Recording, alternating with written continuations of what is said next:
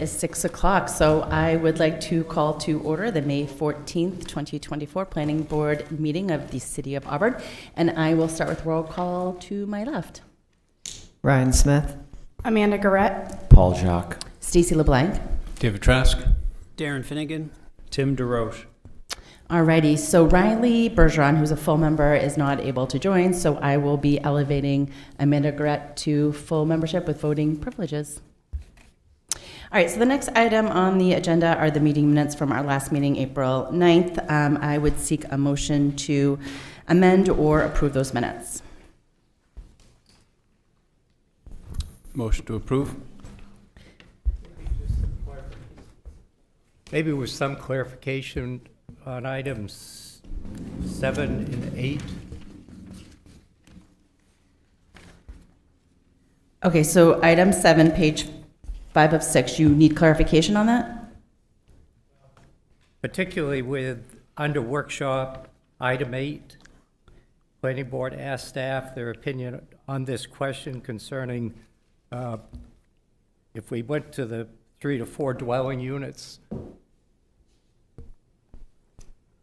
And I think there was some discussion that initially those should come before the planning board for So review. I think that would be questions for staff, right? Yeah, I think that that discussion kind of culminated with the board feeling that they should come back to planning board. That's my memory as well. And it doesn't go that far, so we can add that notation to make sure it captures the whole discussion. Yeah, I think it is important because I think because this is new, that the public should have a good review or at least be aware of this situation. Any other clarifying items? Okay, so seeing none, I would seek a motion to approve the meeting minutes with the amendment that was just noted to Eric. So moved. Do you have a second? Second. All those in favor? Okay, all those opposed? I'm abstaining. Oh, I wasn't you're here. not there. There you go, perfect. All right, motion carries. All righty, next item on the agenda is a public hearing regarding the subdivision, converting the existing school at 80 Lake Street. So I will hand that over to staff. Great, thank you.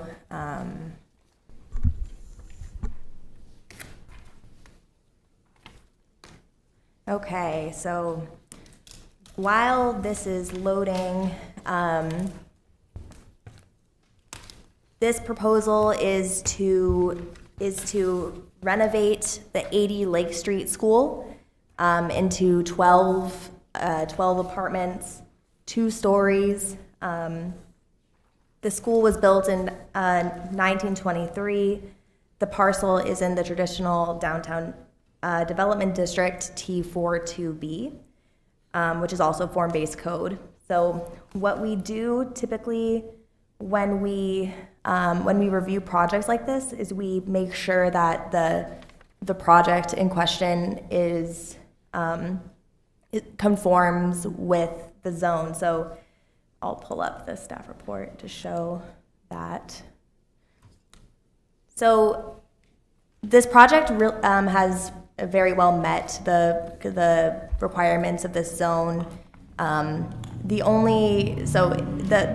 window coverings are the appropriate, or have the appropriate percentage of the front. The same with the doors. The fenestration is really in line with the T42B zoning district. It meets the density. It's appropriate for what kind of development we'd like to see in this area. It has landscape plantings. It has really just the design of it is perfect for the space, and it also is holding really true to the original design. So the applicant has asked for a waiver for a few items in the T42B district, including the setbacks. Their reasoning for asking for the waiver and the setbacks was because the building is already there and it's really a renovation. The other thing that they are requesting a waiver in is the building, the frontage build out.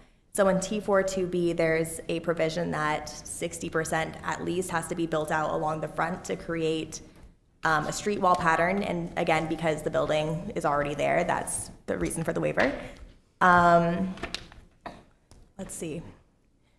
Staff believes that this project meets all requirements within the site plan review criteria, special exception criteria as well.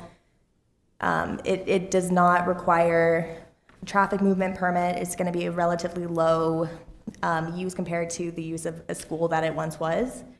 Let's see. And since we posted this, the staff has suggested adding a few changes as conditions of approval.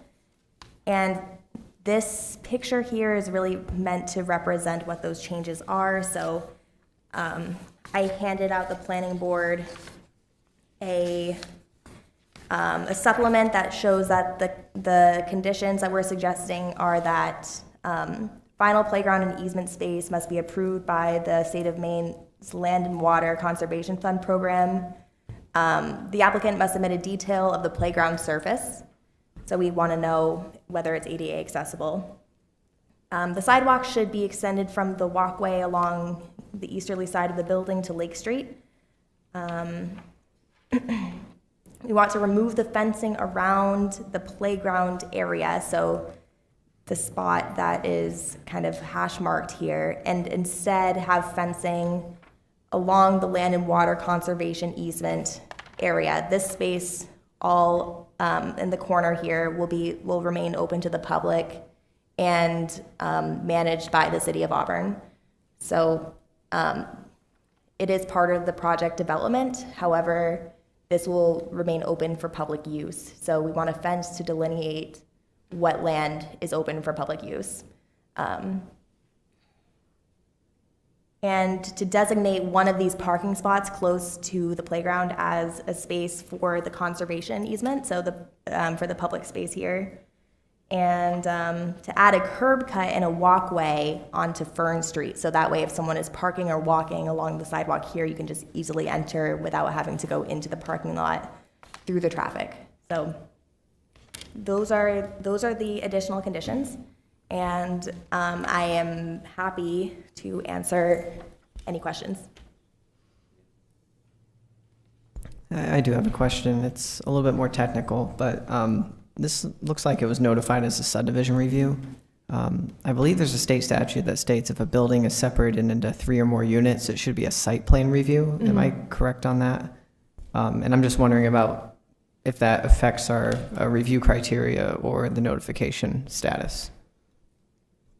So, yeah, the statute allows the city to apply the site plan review criteria instead because it does meet the standards that the statute references. So what we've suggested here is that we're applying the site plan special exception criteria in lieu of subdivision. Thanks. And I was studying the review criteria, and I just wanted to make sure that I knew which one we were applying. Thanks.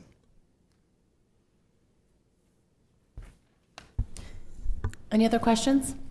I have one with regard to the recommended location of the sidewalk that goes straight down in green versus the proposed landscaping, the plans that are there, which shows the existing line that goes to the corner as well as, trees kind of along that existing one that goes to the corner of Lake and Fern. What are we proposing we do with regard to that? Just move a tree if we need to in order for allow it to go straight down? Like, have you thought, like, because there's a difference between the existing path and what you're proposing we request. Maybe John can I can try to help you out with that, David. The revision actually removed the existing walkways. We picked that up in the second revision. The initial plans did show the walkways, and then they lifted those in a demo on the demo sheet. And we figured out that they didn't show it again. So we want to make sure that we create connectivity back to that roadway. So that seemed like the shortest route and the most effective route. I think that's certainly open for discussion for the board. I think there's some flexibility there. There's another path, as you can see on the backside, that may work better. But for right now, we did get word back from the developer that they were okay with what we were suggesting, and they would, move the existing landscape plan. One of those trees might be moved slightly to the left 5 feet or something like that. But we did talk through that with the engineer. The engineer is here, and he discussed it with the developer, and they're open to this layout. Where is that in the packet? Because This is this is the last page of the response submittal. So the one that was submitted on This one, Dave. May 2nd, May 4th, I want to say. I can. yeah. It's all attached Okay. in 'Cause- the rubber band with the. Right, the one that we have still shows all the sidewalks. It doesn't show the removal of the sidewalks. Are you looking at the April 4th or the April submittal, I wonder?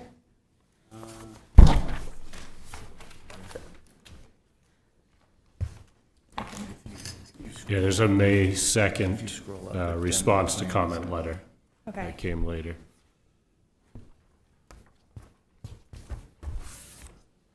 We're going to find the demo plan. It did appear in the April 4th one, and those paths looked like they went away between that and the iteration responding to our comments. So that's part of, so what we're intending to do is to add that path back to maintain connectivity. Yeah, I don't see that one, unfortunately. Can anybody else find that one? Maybe I'm just, Have it for you.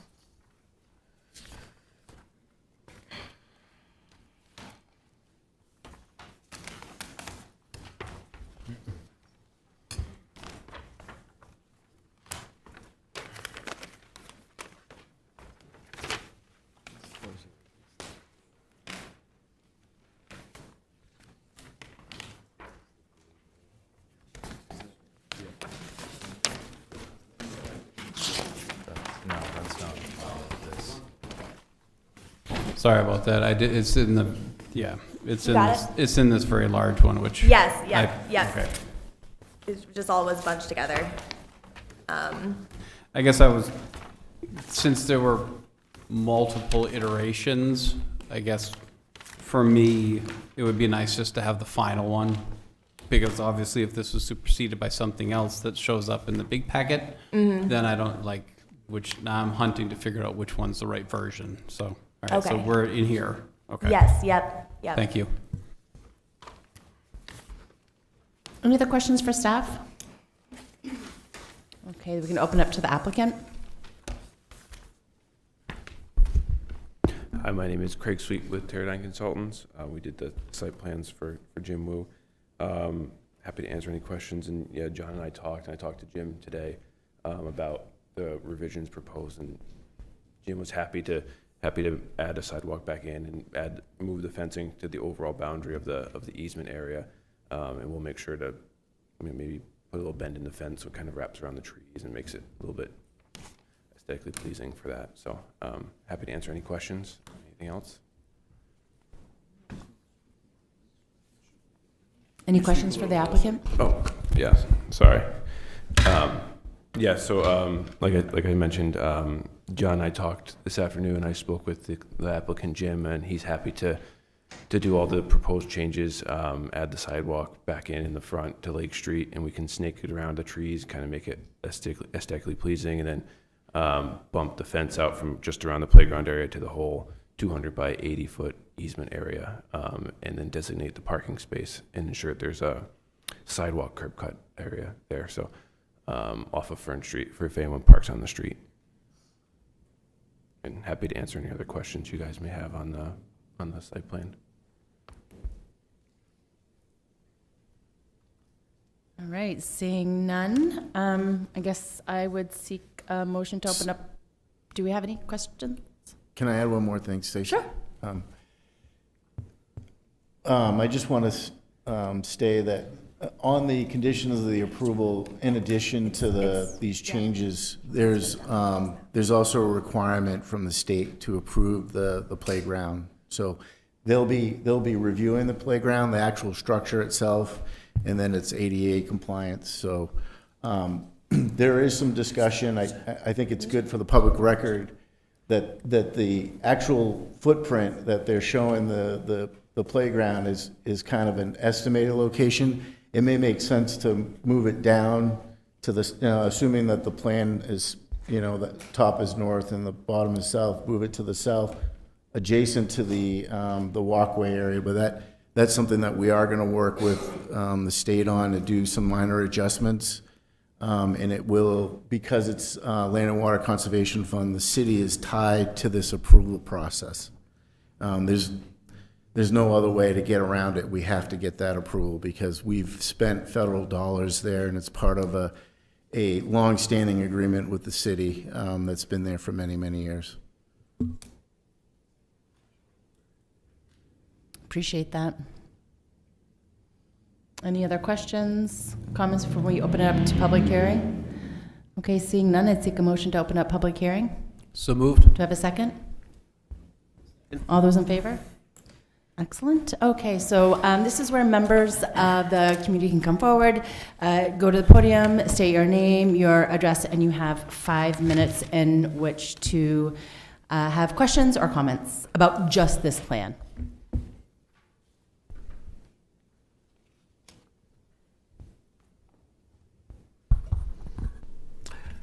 Good evening. My name is John Cleveland. I live at 183 Davis Avenue, which is in this Lake Street School neighborhood where the project is going. I'd like to focus my comments on the recreational area, the easement area, this evening. I was part of the neighborhood group that actually built the original playground there. Some of you may be familiar with that process, which was a few years ago now. So one of the things which was mentioned here, and I did review all of the documents made available to me, that the ADA compliance is not complete, really. The playground equipment says that it's ADA compliant, which is good, but there's no indication on the map of the required mandatory ADA compliance from the paved area to the equipment. That's a mandatory requirement. It doesn't indicate what the surface of the playground would be. There are some materials, as you would know, that would be hard for a wheelchair to go push through, like wood chips or something. So that really needs to make sure, and I'm glad that the condition has been suggested, that it must, all of the ADA requirements must be met there. And also, I would underscore as well that because there's an easement here, it does have to be reviewed and approved by the State Bureau of Outdoor Recreation as well, which obviously should be a condition. Also looking at it, it wasn't clear either on the demolition plan or on the landscape plan if the 3 very mature trees that line Fern Street are going to remain or not remain. I couldn't see the plan for that. I'm familiar with it because my wife and Riley's mother planted them originally, so it'd be nice to keep them there. I don't think they're in the way of anything, but I just wanted to note that it would be nice to have those trees remain for some shade in the area. I also would like to note that there really ought to be some signage that tells the public that this is a public space. It's a recreational space by the public. When it was a school, everybody knew it was a public space, so they just went.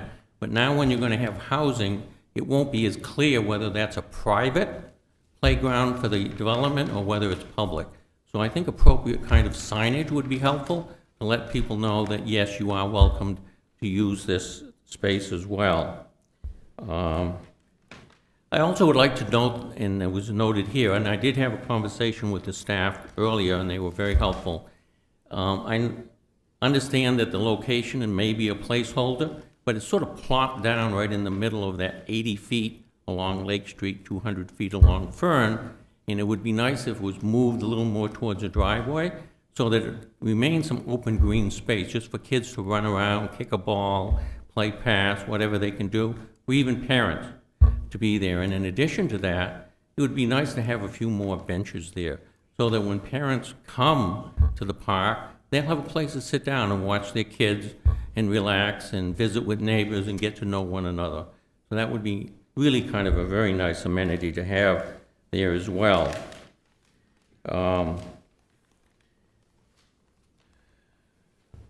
Yeah, as was noted, it wasn't when I originally came and looked at them, but it would be nice to have an ADA entrance right off of Fern Street.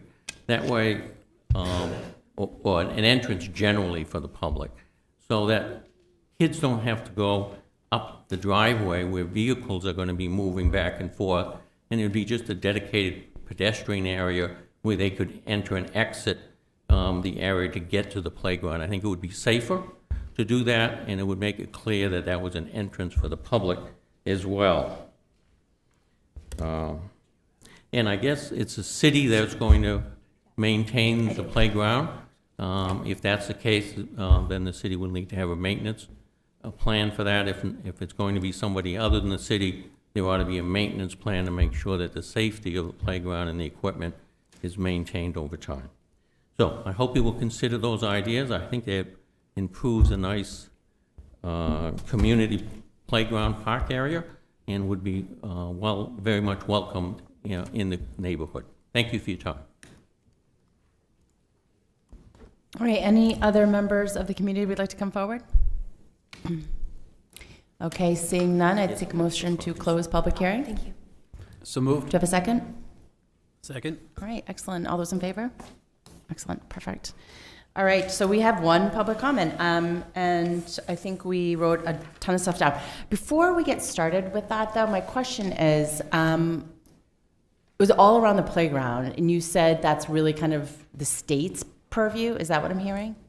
Versus the site plan? Like, who is ultimately responsible for the playground? Yeah, so I think a lot of the comments are actually, the sketch here really fills a lot of that. The request in terms of the curb cut, coming into the, from the roadway. I think that in making that a way for, kids to access the playground, I think that addresses that issue. We talked about, potentially moving this to the south, the actual playground, to have more of a bigger area. I think that addresses it. The ADA accessibility. The final, yes, you're absolutely right on that, Madam Chair, that the playground certainly is going to be reviewed by the state. And I got some very specific language today that it needs to be robust and it needs to have ADA capabilities in it. So we are going to present this packet to the state, assuming that the site plan is approved tonight, for further approval prior to construction. And we do have that as a condition of this approval. Okay. So, John, to be clear, if we were to move forward with the suggested motion, B, which says final playground and easement space must be approved by the state of Maine Land and Water Conservation Fund program, is that what you're referring to? Would that cover some of those concerns that were referenced? Absolutely. As well as F? Yep. Okay.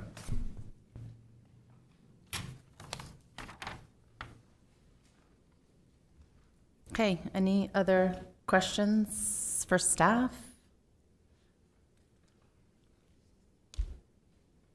Okay, seeing none, I would entertain a motion from somebody unless anyone has any other questions or comments. Actually, I did have just one quick one. There was reference to trees. You know, I'm just curious. I know that it looked like you had the plan up. Just curious as to where those are reflected, or Yes. or is even if it's broad enough to actually show So, them. those 3 trees right there, the 3 trees, they'll remain. They're not in the demo plan, so those trees will remain, the ones that were planted. And then there'll be a lot more additional trees added in the landscape plan. Okay, that's what I thought. Thank you. Thank you, Dave. I appreciate that. There was a comment about adding more signs for public use and creating an entrance on Fern Street. Is that something that would be possible? Yeah, so that the sign that designates this as a public use will come with the approval from the Land and Water Conservation easement. So that's kind of part of that whole approval is they have to designate that. Yeah, and just to add to that, Amanda, Land and Water Conservation Fund has a very specific sign that's required by the National Park Service, and that will be given to us from the state. Doug Beck will be giving us a specific sign that it says that it's Land and Water Conservation Fund, public use. It's very specific language that is tied to a federal regulation. And then would there be X amount of benches, like per square foot? There's 2 benches that are being proposed in this plan. There's no requirement that I'm aware of for Land and Water Conservation Fund for the amount of sit-down area. I get the point that, you know, parents want to sit down and watch their kids run around. I don't think that, in my experience dealing with Land and Water Conservation Fund since I've gotten here, I haven't heard that comment for a requirement for a sit-down area. I think we want kids to be on their feet, I think at the end of the day, but certainly some seating there would be appropriate, and the site plan does show a couple of benches. Yeah, so the type of playground this is, I foresee more smaller children and their parents have to be with them. Or should be. I thought the same thing. Hopefully on their feet, right? I have a quick question. The way the suggested motion is written, with the ADA compliance for the playground, if the state comes back and says, we need you to tweak X, Y, and Z, is that something that would warrant a revisit here in these chambers? Or is that something that would be handled outside of this meeting? I would see that as a de minimis change, and I think the planning director has the authority to approve that. I think if it was a big change, I think we would be back. But in terms of the layout and the intent, I don't think any of that will change much. Okay, So, thank you, John. I do have a sort of a question for the applicant or representative. Are there any future plans to develop more of this parcel? There's some future plans to add a daycare on the neighboring parcels. That was part of that RFP proposal. And that's in the works, and that part of the agreement is to have that done by November. So we're working on that actively with the applicant as well. Great, thanks. And one of the reasons I mentioned this is, you know, the 2 parts that need a waiver, the front setback and the frontage build out. And maybe this is more for staff and the rest of the board, but it just seems like every development review we've had come under this ordinance has had to need similar waivers. So I'm just questioning, why do we have a maximum setback and a minimum frontage build out that strenuous when we're just going to give waivers all the time for it? So that's just a general question, and less to do with your application, but sort of to do with my question of developing the parcel more in future. But it just seems like maybe we just shouldn't have those rules to begin with if we're just going to waiver them on every single development application. It's just food for thought, but I'll let it go because it's more about this application now than anything. But thank you for answering the question about future build out. Yeah, and just to clarify, the future build out's going to be on likely the neighboring parcel on Fern, and connect into the site, but not on the Lake Street School site. One question too, would this be housing for more families in mind, or subsidized housing, or what are you looking, I know it's a site plan, but just what are you looking for applicants to come here? I believe it's they're 2-bedroom apartments, and I don't believe there's any thing for low income or anything like that. It's just standard apartments. Yeah. Market rate, in other Yeah, terms, that's- yeah. that's Market rate. what I was yeah. looking for. Yeah. The purchase and sales agreement proposed straight market rate housing without subsidy.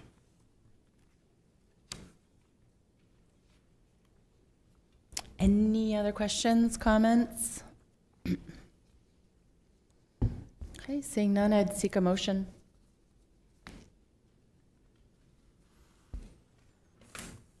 Go ahead and make one. Make a motion to approve the application to convert the existing school at 80 Lake Street, City Assessors Parcel ID 239-114 to 12 two-bedroom apartments with an included public easement and playground, and waive the requirements of Section 60-548B, dot 1 pertaining to the front setback of a maximum of 25 feet and the frontage build-out of 60%. The motion is approved, to approve is contingent on the following conditions. Do you want me to read A through G, or can we just reference it within the packet? I'm happy to keep it going. You if can want to reference keep it going. if you want to. We have that as a written document. You Okay. can reference it. As stated on page 5 of the packet as provided, Okay, Staff report. of the staff report, thank you. thank you. All right. Do I have a second? Second. Do we have any discussion of the motion? Okay, seeing none, all those in favor of the motion? Excellent, motion carries. Thank you. Okay, so the next item on the agenda is a workshop, and you received, walking in today, and if you haven't received, just let me know, a map and text ordinance amendments related to the Lake Auburn watershed. So staff, thank you so much for agreeing to have a workshop. I believe that wasn't necessarily on the original agenda, and I'll just speak for myself in that I knew that this text amendment and the map ordinance was coming in front of us. What we typically see is when we have text changes, map changes, we have a workshop, we have dialogue, we have discussion. It goes back to city council, and then we make a decision. So I feel like it's a little out of order. I'm not entirely sure why. I know that city council hasn't had a workshop on this, right? They haven't. Has city council workshop the text amendment and the map? They had a discussion when they initiated the process of drafting the changes. They did not have a workshop On the exact language that's in front of us? on the exact language, but Okay. they will after the planning board. Okay, will it then come back to us again? Or will we Oh. workshop their workshop? Only if there are changes proposed. So unless there are changes proposed, then no, it wouldn't come back to you. So it's my understanding, I'm just trying to I'm all about process. This feels a little bit out of process for me. Normally, right, city council would workshop it. The city councilors, right, would have an opportunity to address any changes that they would want. It would come to us. We would then make our edits and clarifications, because they'd already seen it, and then we've seen it, and then you've got your sandwich right there, and it goes to them, right, for final approval. So I guess there's then it'll come back to us again if we workshop it now. So what you're seeing today is a culmination of like 7 meetings of the Lake Auburn stakeholders group, which we talked about last time. So, And was city council a part of the stakeholders? Like, were the city councilors a part of that stakeholder group, is my question. they had an order to start the stakeholders group, and it Okay. had a mix of a number of folks from Okay. around the But not all community. city councilors were a part of it? No, No. no. Okay. So what I'm saying collectively is not every city councilor has had the opportunity to weigh in and provide their thoughts and suggestions on the text and map changes. That's Right, not but accurate. They had a chance, they discussed it during the process of developing the ordinance, and then they've had this exact text in front of them, and they've voted to send it to you to get your recommendation on it. So They've seen it, they've reviewed it, they did not workshop the exact Correct. text. That's what I'm trying to get But at. they intend to workshop it after getting your feedback before adoption. Okay. Which is, but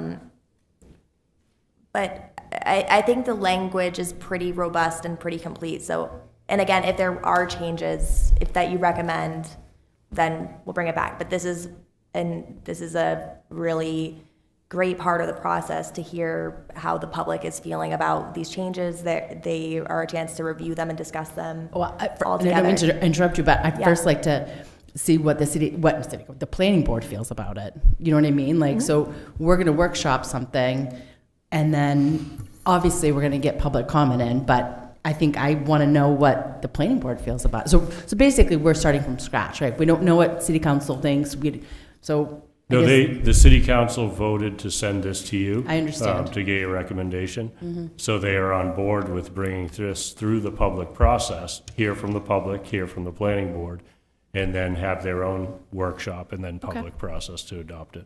Just trying to understand the process. Is their workshop actually like a guarantee that they're going to workshop it? Or if we say we propose a favorable recommendation, could they just say, yep, okay, first reading, good, okay, move on?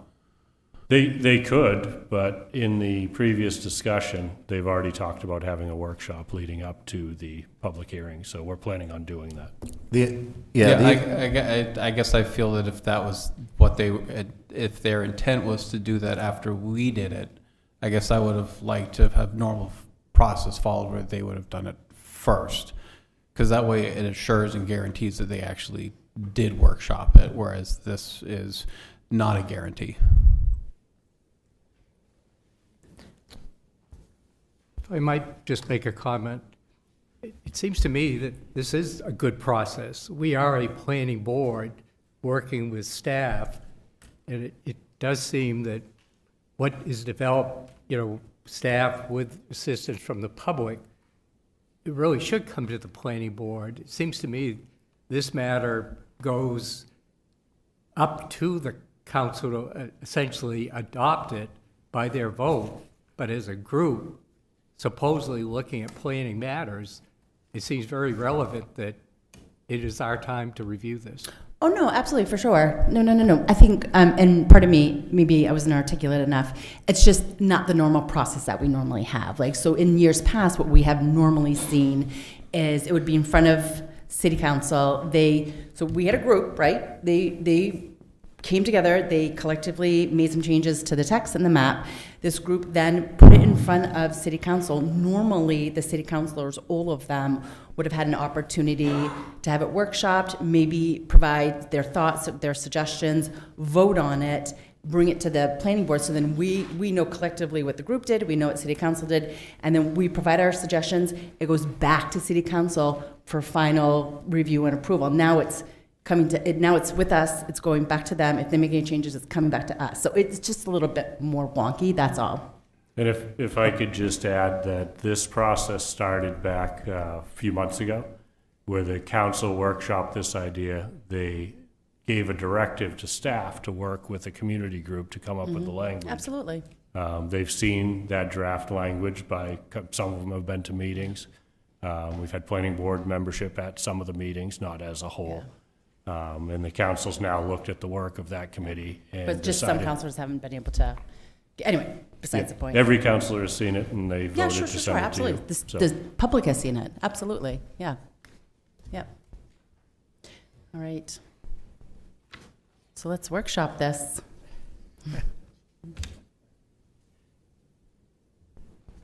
Next slide. This is just kind of the agenda. These items were outlined in the information packet to the council.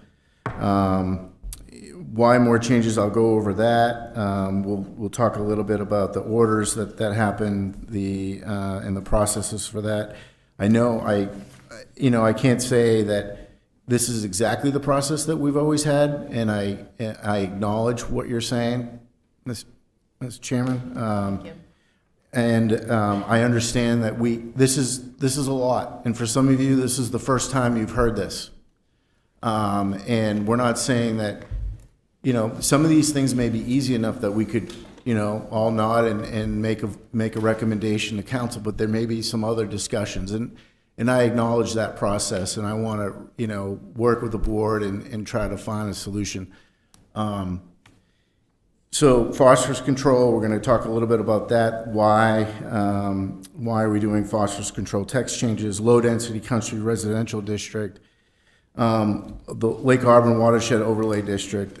Everybody refers to Lake Auburn Watershed Overlay District, but we actually are working in 2 other sections of the ordinance on these changes, and then some maps. And in this, you know, at the end of the day, I'm going to say that it's for staff. You know, a lot of these changes are for staff. It's a lot of the things that this board, parts of this board already worked really diligently on the Lake Auburn watershed changes to enhance the septic ordinance. And this is basically rolling out some of the things that were already written, but now we're just giving a little bit more clarity, adding some definition. We're, you know, rolling out the inspection process. I actually have some really good news for the board as we talk through this. But that's just a little bit about our agenda, what we're going to cover in the workshop today. Next slide. Why more changes? You know, it's our source water protection for Auburn and Lewiston. It's our drinking water. This is the reason why we're here. There is no other reason. You know, it's all about safe drinking water for the public. And this is what we've been working on as a board. There's only 50 communities nationwide that have a filtration waiver. We want to delay having a treatment plant. You know, some subject matter experts may say there may be a day that a treatment plant will come to Auburn, in Lake Auburn, but we want to delay that as much as we can. And even where I have had experience working in other watersheds, China Lake, for example, they have a treatment plant, but any work that we do in the watershed protects that source water protection, protects that lake for drinking water, less treatment, less cost to the ratepayers. There's tons of benefits that are going to last for generations. This is something that's going to be so impactful for so many people for so many years. That's kind of like the emotional part of it, you know. That's why we're all here. The council orders, you know, we put together the Lake Auburn Stakeholders Group. It's part of a bunch of different boards: the Ag Working Group, Sustainability, Natural Resources Board, Law PAC. We had planning board members there, public stakeholders. We saw some former planning board members at these meetings. We worked through this for, you know, January, February, March, April, May, many months, over 6-7 times, depending on how you count it, could be as much as 8.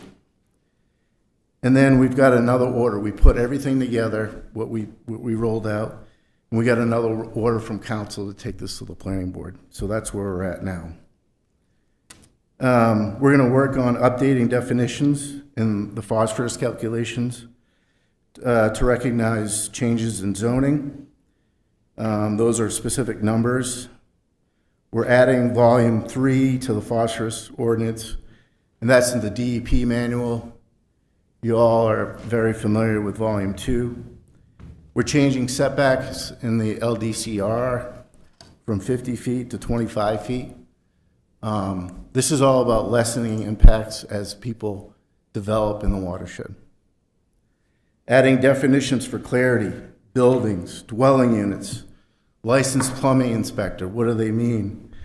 Normal high water line, site evaluator, streams or brooks, subsurface wastewater inspector. We're going to have inspections. This was something that was written in the original document, how we're going to roll that out. This is all important text that we're working on. Requirements for subsurface wastewater regardless of type of development. I think that's important. We were really focused on dwelling units. After you take a step back and you look at the watershed, there's some commercial developments in the watershed. We want to make sure that we're addressing those septic systems as well. identifying the 400 resource setbacks from subsurface wastewater field. Again, this is a tool that is a map that helps staff, it helps the public determine if their lot's developable, where their septic system's gonna go, where the field's gonna go. This is all important conversations and tools in our tool bag so we can do a better job serving the public. Curtain drain language from the drinking water program. We'll acknowledge that the drinking water program did review everything that was approved originally in 2023 in December. There was some text changes that came later after that. We're adding those in this. We'll acknowledge as well that once this goes through our process, it's going to go back to the drinking water program, but we've got to get this language nailed down before we send it to them. We want to get a clear path that everyone in the community can agree on the language that we're going to submit to the drinking water program. I don't want to send a draft text to them now and then have 4 or 5 edits through this process. So that's something else we addressed. Inspection program rollout. I talked a little bit about this map development, how we're going to do it. This inspection program that's going to be done over the next 5 years is robust. We've got some good news. I'm gonna hang a little carrot. I'm gonna keep saying that, but there's some good news coming your way about that. Number of units in a year. We want to make sure that the development is carefully studied as we allow development in the watershed. Again, at the end of the day, it's just drinking water. It's about the public. Enforcement language. Again, this is helping staff. I work daily with our code enforcement officers, daily, looking at septic system designs. We rejected a subsurface wastewater system today, no curtain drain. We want to give the ability for our code enforcement officers to have clear language that they can enforce these rules that we're making up. That's in our ordinance, and this just gives us a path to do that. It's good ordinance writing. And then we're going to update setbacks aligning with the shoreland zone. We have some antiquated numbers that we're referencing 75 feet. That's like pre-1995 when the Clinton administration in 95, they strengthened the Clean Water Act, and the setback at that time was only 75 feet. And now we're just bringing it up to 100 feet to match the current shoreland zoning rules. So some of it's house cleaning, some of it's helping out staff, some of it's for our enforcement piece, some of it's for our public outreach piece. But these are the reasons, this is why we're here. And this is what we're covering. We haven't changed any substantive items that was worked on in the past. There wasn't any additional big changes.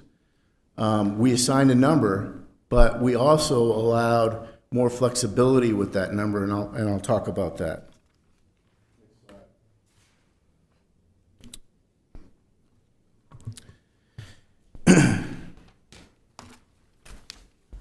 We updated the definitions and phosphorus calculations to recognize changes in zoning.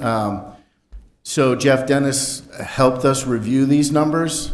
Jeff Dennis is the watershed person, guru at the state. This was taking a look at the ordinance language that we already had in place, and now we're assigning the number of phosphorus export for development for residential or an addition in a home.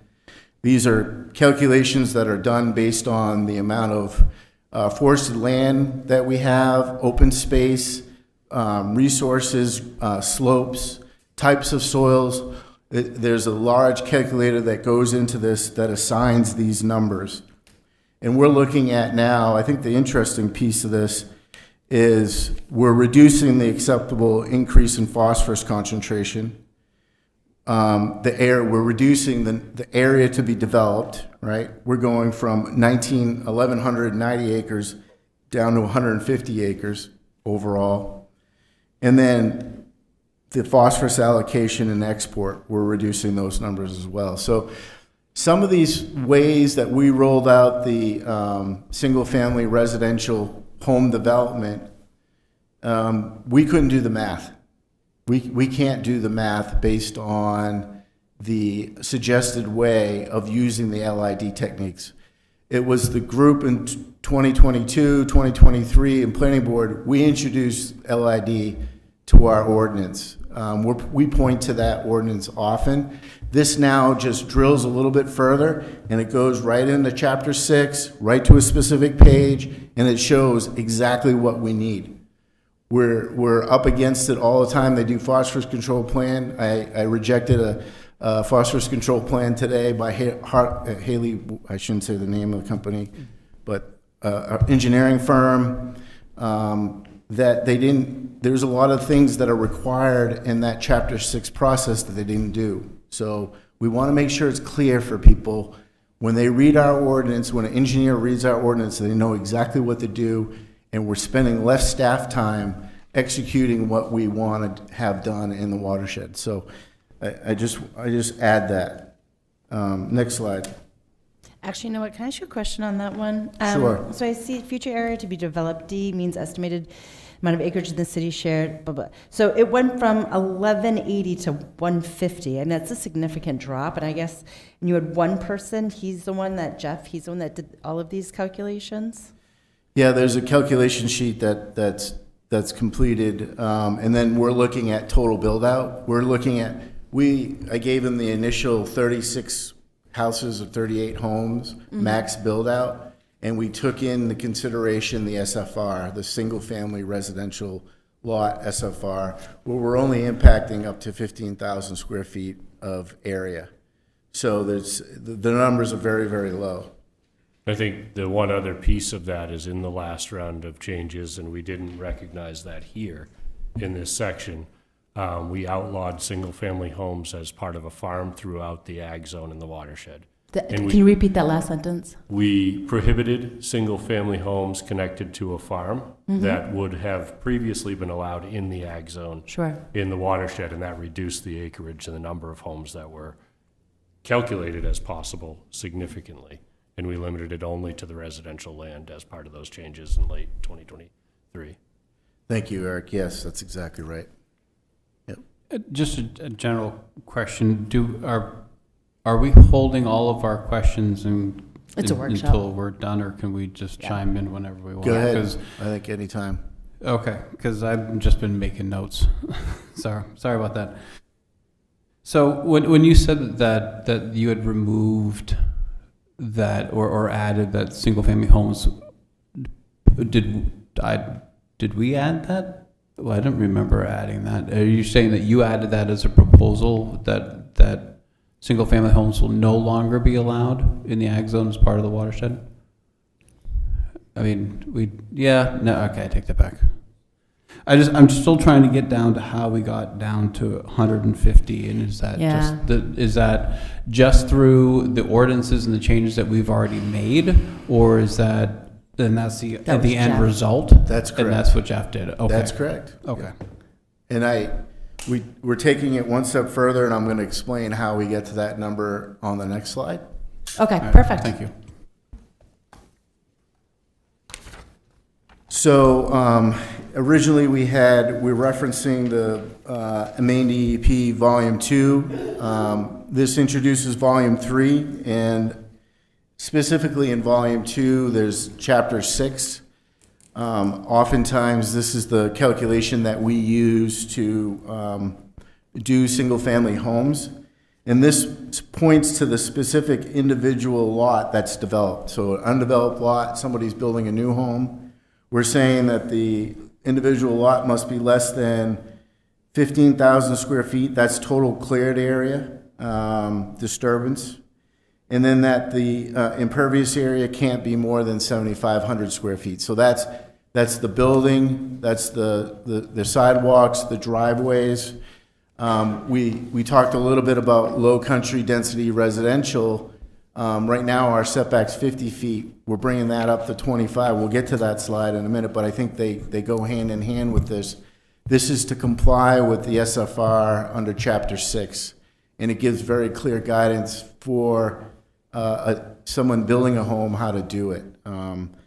And it makes sure that it requires the buffer that needs to be recorded in the registry. And then it basically points to the specific items that are needed in that calculation and the design layout on a site plan. Okay, so I'm sorry, you were going to say, you were talking about how we got, I'm so confused. The 1180 to 150, and you're saying that's on the next page? Yeah, so the basic SFR, it's on the right-hand side. Okay. The top, if you look on the top there, disturbance on an individual lot must be less than 15,000 square feet, including building, driveway, walkways, lawn area, construction, access, and grading, and no more than 7,500 square feet of impervious cover is located on the property. So this gives us gives the engineer clear guidance and staff clear guidance on how that lot is to be developed.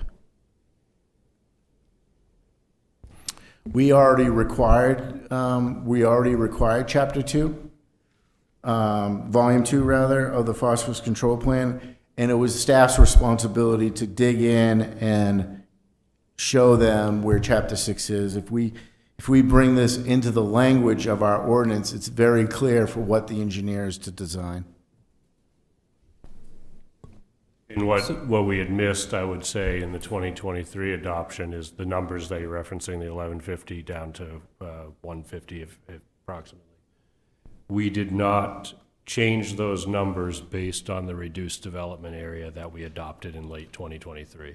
And that reduced development area is the combination of knocking out any possibility of housing in the ag zone, which we all know was a very unlikely possibility anyways, because it was a pretty strong protection, but it was completely knocked out with those changes, prohibited. And then you used to be able to buy a 50-acre house lot and clear 20 acres if you wanted to. Now your clearing is limited to this 15,000 square feet based on the already adopted language. So it really reduced the amount of clearing for development that's likely to occur in the watershed. Where did we get the 3 per year? Or are we getting to that? We're getting to that. Okay. Yep.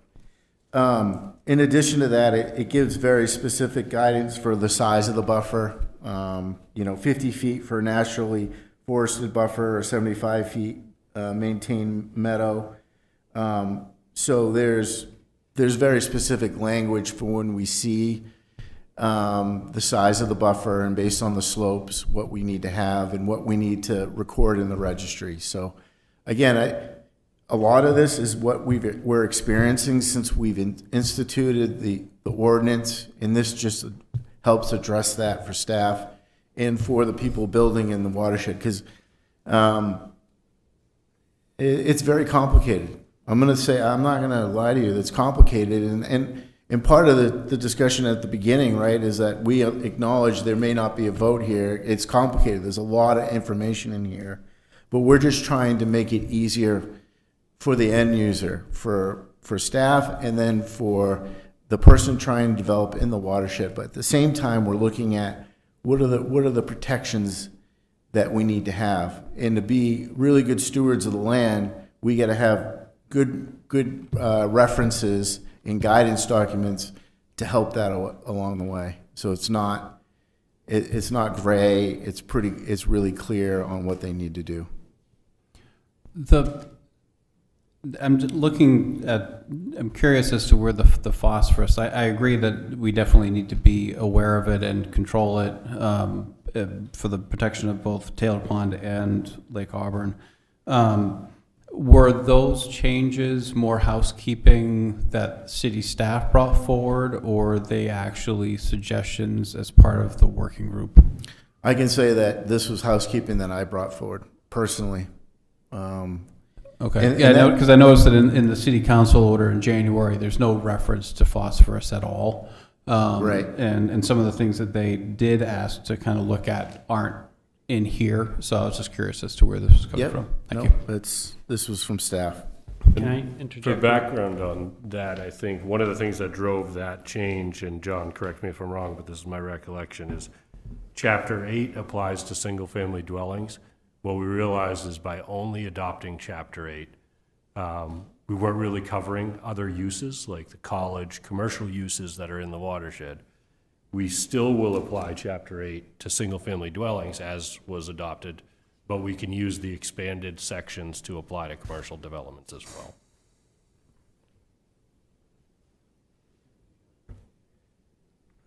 I'll see if he gets there.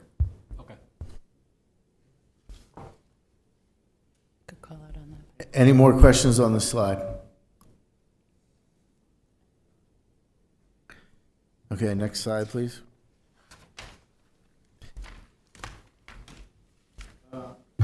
I briefly talked about this, low-density country residential. It says, right now, currently, it says, hey, you want to build your house, because we rezone everything, low-density country residential.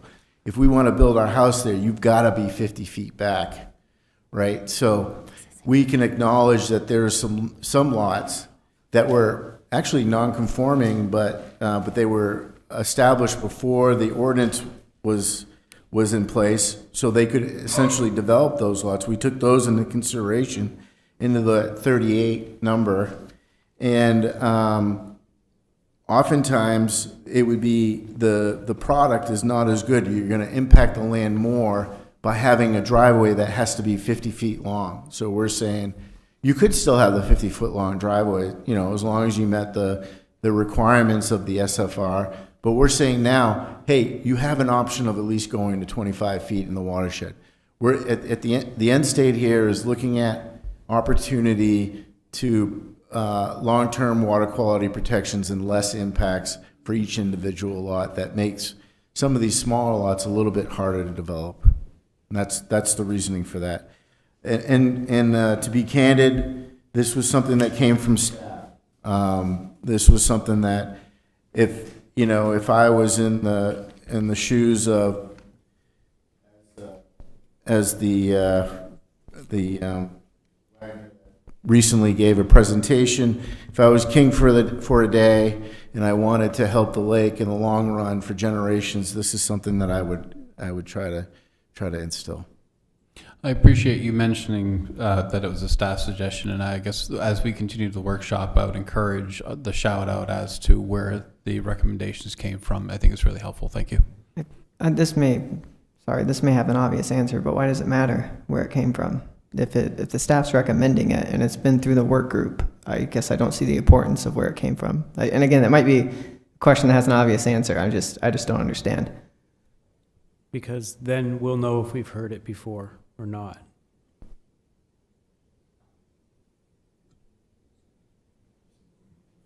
Okay, Well, just If continue. it was staff or if it was brought through city council, wouldn't it be part of the working group?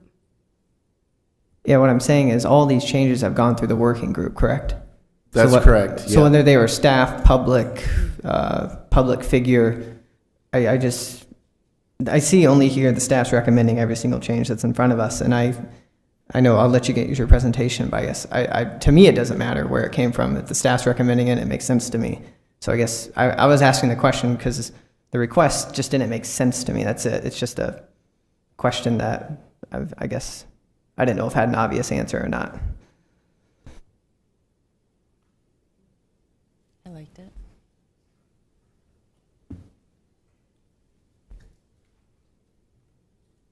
Any additional questions regarding low-density country residential district?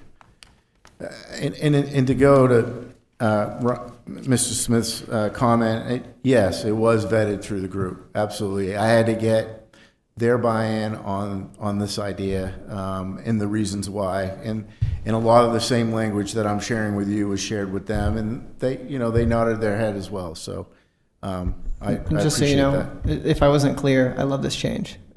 So to me, it doesn't matter if it came from who it came from, but great idea, really. It's a really good I'm idea. not going to argue that point, but all right, keep going. We did talk about this at one of the previous meetings as well. This isn't new. No, it's not.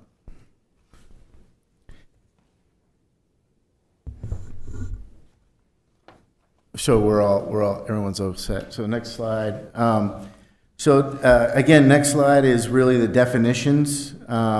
We're referring the definitions of building, we're referencing them in section 60-2, this was already existing. Dwelling units, again, we're referencing them back to 60-2, just so we have clear language as we work through this, someone understands where the language is coming from.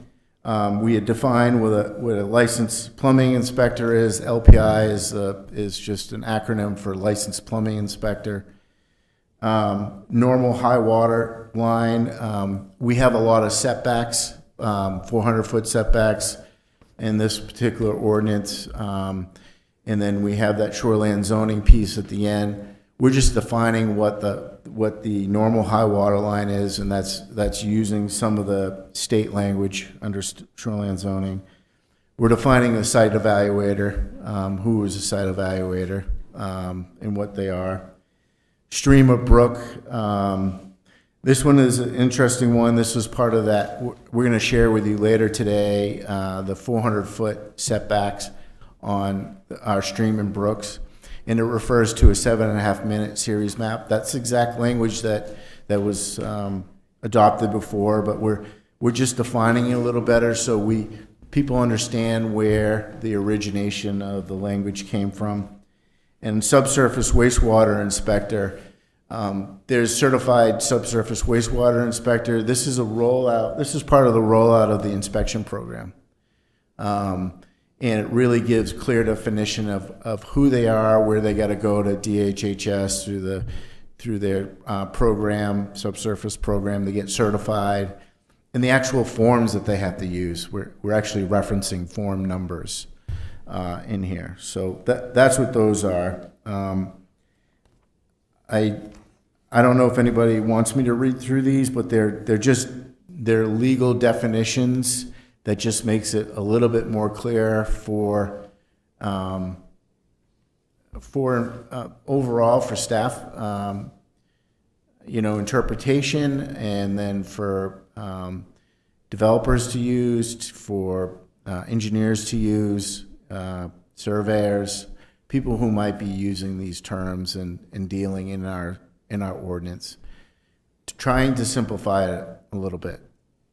I think adding the reference number is great, so it makes it a lot easier for everybody. So, thank you. If I may, John, when you mentioned subsurface wastewater inspector and the LPIs, does the city have at its disposal or under its employ, or the water district already have people trained and certified for these roles? I think that's a great question. So the LPI piece, yes. The subsurface wastewater inspector, I suppose I am probably still licensed or was licensed, but I don't want to. I'm still keeping the carrot out there. There's something fun coming, I think, maybe, where we're going to roll that out, and how we're going to roll that out, and that's part of that program. We're hoping that we can introduce those people and do some specific training on that. So I don't want to get into that slide yet, but I understand what you're saying, and we do have a plan to get those types of certified people under our belt. Thank you, John.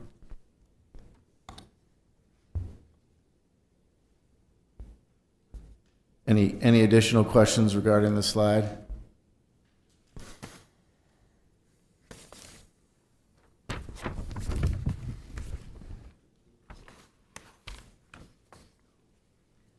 Just some general feedback. I also like how you reference section 60-2 for some of these definitions. So many times in ordinances, the definition of a building will be different in each ordinance. So as much as we can do this in the future, I would suggest it so that all of our definitions can remain consistent over time. That's just general feedback.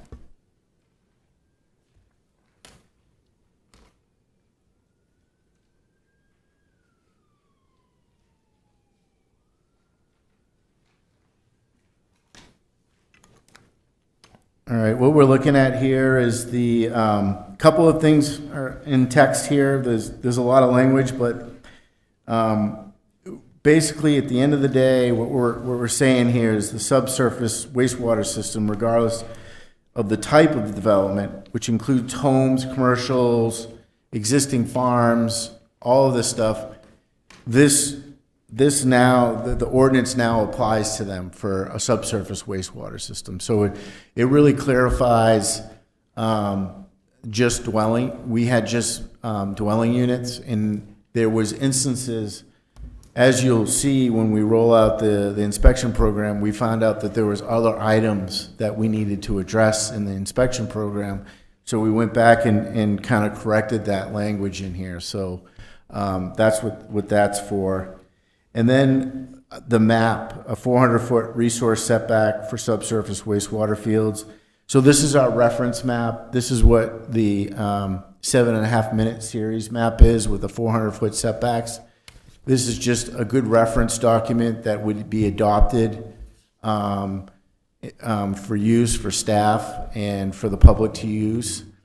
We're hopeful that this becomes, we adopt this as a GIS layer and people could just click on it and see where, if their lot maybe, that they want to, expand, or if they want to develop, will be affected by any of these streams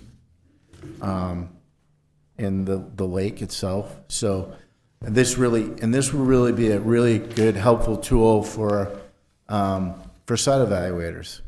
Site evaluators need to know where they can put these septic fields, new or old, right? So if they're replacement systems through our inspection program and we say they got to replace it, the language in here is that we're going to try to meet the setback requirement, and if we don't, there's another process to do that, right? We already adopted that language, but this really establishes those setbacks whenever we can possible.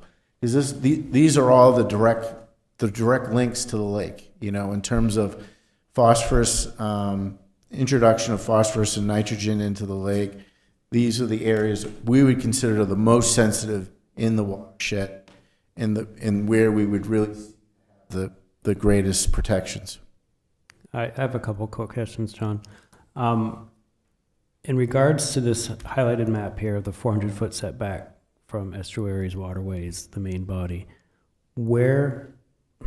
how closely does that correspond to the map we have of what the state or whomever recognizes as the water runoff zone for the lake? Is this more restrictive, less restrictive, or does this match what we know is Lake Auburn watershed? So this is Lake Auburn watershed. This is more restrictive than the state requirements for a subsurface wastewater system. We already had the language in there before. We're just identifying it on a map and making it easily making it an easier reference so we can make sure that we do a better job of making sure that these subsurface wastewater systems are in the right locations, if that answers your question. These do meet all the definition of a stream under the state definition, and there's really not a lot of them. I wouldn't say any of them are really meet the definition of an intermittent stream. They are mostly perennial streams, but these are the ones that came up on the USGS map when we zoomed all the way in at 7.5 minutes. These are all the streams that were available, and that was the language that we had in the ordinance. I guess what I'm asking is, does this map restrict property owners from doing things to their property that is not necessarily in the watershed zone? And if it's within the watershed zone, then no, great. Everything in here is within the watershed zone. All right. Yep. Next question. At what everyone knows as the outlet of Lake Auburn, the eastern side of the causeway, I'm curious as to why those properties are also included. The reason I ask is that's the outlet of the lake, the dam right there. That water's not getting to the pump station. That water's not even getting under Route 4. I'm just curious as to why that's included. So our watershed of record that was adopted by the I'm going to say this wrong, but the Lake Auburn Water District and their authority, under their rule, under the whole entire watershed, they use this map. This was their original map. There is some discussion around the watershed changing, and there may be, and Eric can talk maybe a little bit to this, but USGS is coming up with a little bit different line. That would take a whole nother process for us to adopt that new watershed. So if that line was to change because of a dam or a physical obstruction or change in topography or hydrology, then that map would have to go back through this board and approved again as the watershed of record, so we can have a baseline of information. Roger that. Lastly, and I want to preface this with, I don't want anyone to get the impression that I am anti-protecting Lake Auburn. What I am is making sure that we are protecting the lake with due diligence without overstepping our bounds in regards to what individual landowners can or cannot do with their property out of an overabundance of caution that might not be necessary. That being said, nitrogen, phosphorus, keep hearing these. And I agree, I know. What is Lake Auburn's primary source? Has it been measured? Do we know? Where can we trace it from? The pollutants, the phosphorus, the nitrogen that's coming into our lake. Do we have a main area in which that is coming in? I mean, I think that, yeah, that's a loaded question. And I'll answer the question directly. I think there's things that are on the upper part of the watershed, like the basin and other streams that, are impacting the lake probably in terms of point source and the highest. Those are maybe some of the highest, where some of the highest pollutant loads are. But I'm going to caveat that with this, and I always go back to my China Lake statement where I worked. I was on the board there at the Kennebec Water District, and we worked really hard at watershed protection. Nothing is ever lost that we do in terms of ordinances that protect today for the future forever, and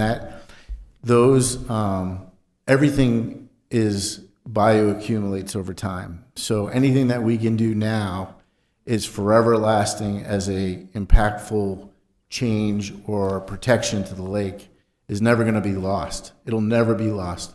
Everything that we've worked on for the last 2 years up to this point, none of that's going to be lost. It may not be the lowest hanging fruit. We talked about when we started this conversation along 2.5 years ago, we said, well, where's the watershed-based plan?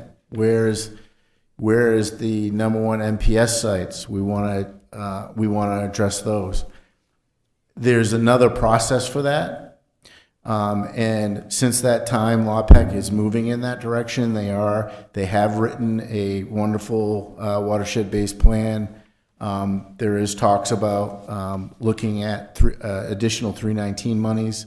Just to add a little bit, we just wrote a letter of support the city did for 319 monies for Taylor Pond.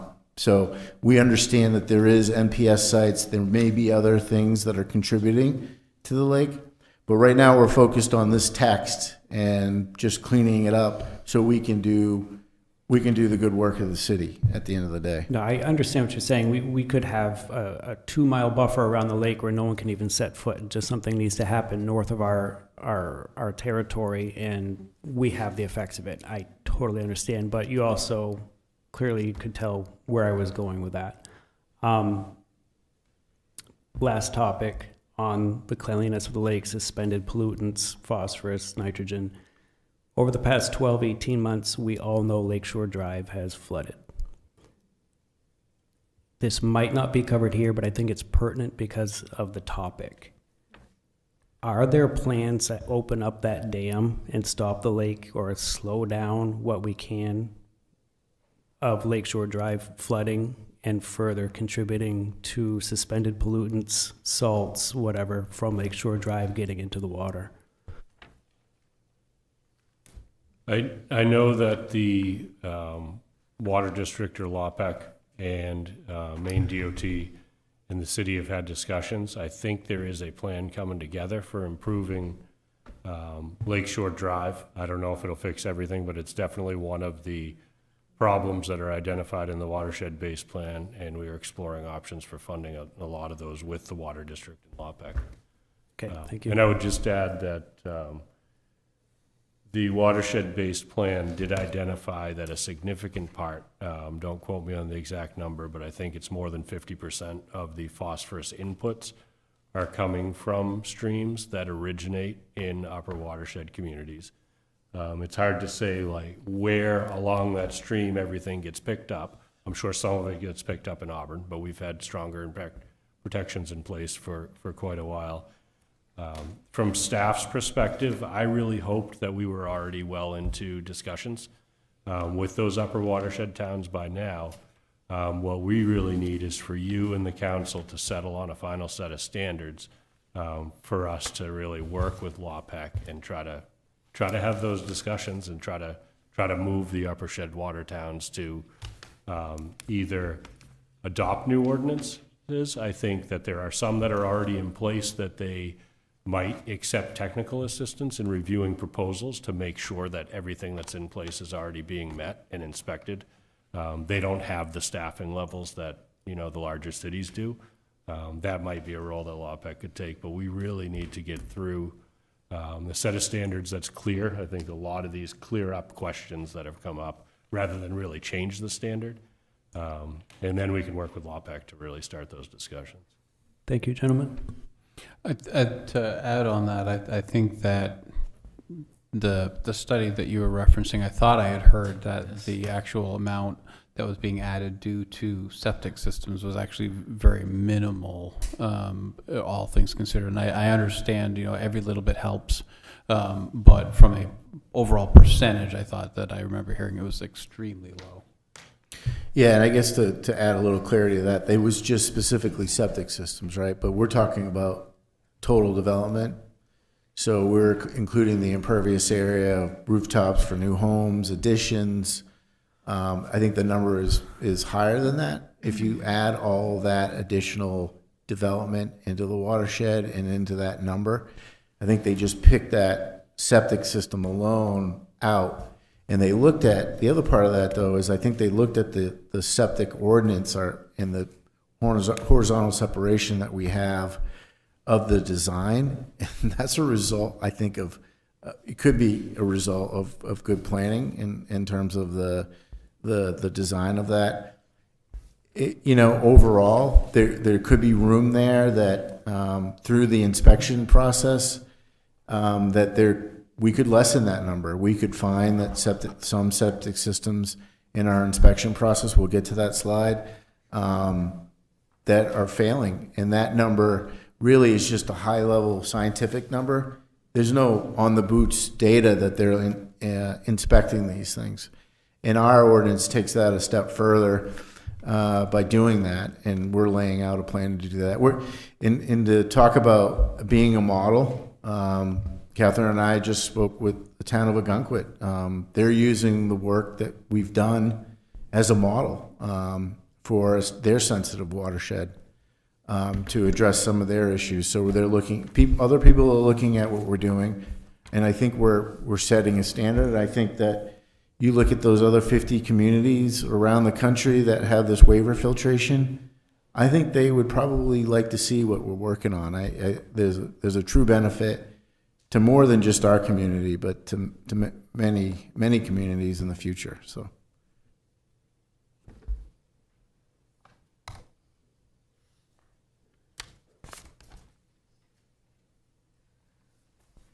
This is more of a general ordinance question, but I assume these subsurface waste disposal rules are referencing I think the latest copy from September of 2023. I think that's when they were last updated in the state of Maine, but it's going on to another question of how, do we have a mechanism in place that if the subsurface waste disposal rules at the state change again and this reference is no longer valid, do we have a mechanism in place to go back to this and make those adjustments if the chapters change? Yes, I think the language is in here, the latest version of that. Yeah, and what I mean is, section, it says like chapter 241, section 10-144, stuff like that. So sometimes they change those, amend those, delete those. Right. I just want to make sure we have a mechanism in place in the future to identify that. Do we have like a codified service, or does staff look at that? Or I just don't want one of our references to expire and then it no longer be relevant to our ordinance and then no longer enforceable. We did talk to our legal counsel about that earlier on, and because those are referencing specific sections, we could apply the new section if the numbering changed. But what we would typically do once we realize that's happening is come back to amend it to make it clearer. Again, just want to make sure. Whenever I see references like that, I don't want them to become unenforceable in the future. Thanks. Yeah. There may be a required amendment in the future, but we did amend. That's the next slide, if you want to go to the next slide. That's the only question I had on this slide, so you can keep going if no one else has questions. The next slide, we did update the latest 2023 in that, and that was a comment back from the state, the drinking water program. So this is what these text changes are. There's additional text changes in the bottom, but that's really about the inspection. But the meat of the text changes for the curtain drain and the diversion ditch is referenced from the review from the Maine State Drinking Water Program. So we're just adding that. And again, I'll acknowledge that once everybody's comfortable, the community's comfortable with the language changes, we will bring this in front of the Drinking Water Program again for another review. Any questions about these changes?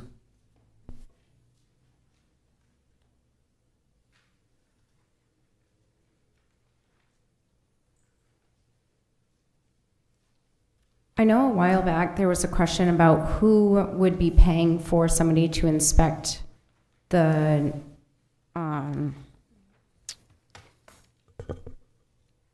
septic systems in the watershed that are currently there. Did we come up with how that's going to happen? So there'll be, if no one has any questions about the diversion ditch, we can go on to the next slide. It may help out a little bit. Sorry. It's okay. We're just teeing up all your slides. Itching for the carrot. Yes, this is the carrot. This is it. This is the big Well, one. and for everyone, either listening or watching or in the audience, we just got this, as we walked into this meeting. So, again, it's not like we had any opportunity to review this. So if you're seeing us kind of processing this, digesting this, and then asking, that's because we're seeing it for the first time, as is everybody else. So The text changes are available and have been available to the board, just to be clear. It's just the presentation, the visual that we're seeing. Just to clarify that. Yeah. So this is the inspection program. This is a kind of a two-part thing where we did reporting and reviewing. We're using special forms that were established by DHHS under their septic inspection forms, the 240 forms. And then there's a supplement. So there's an initial inspection that we'll do.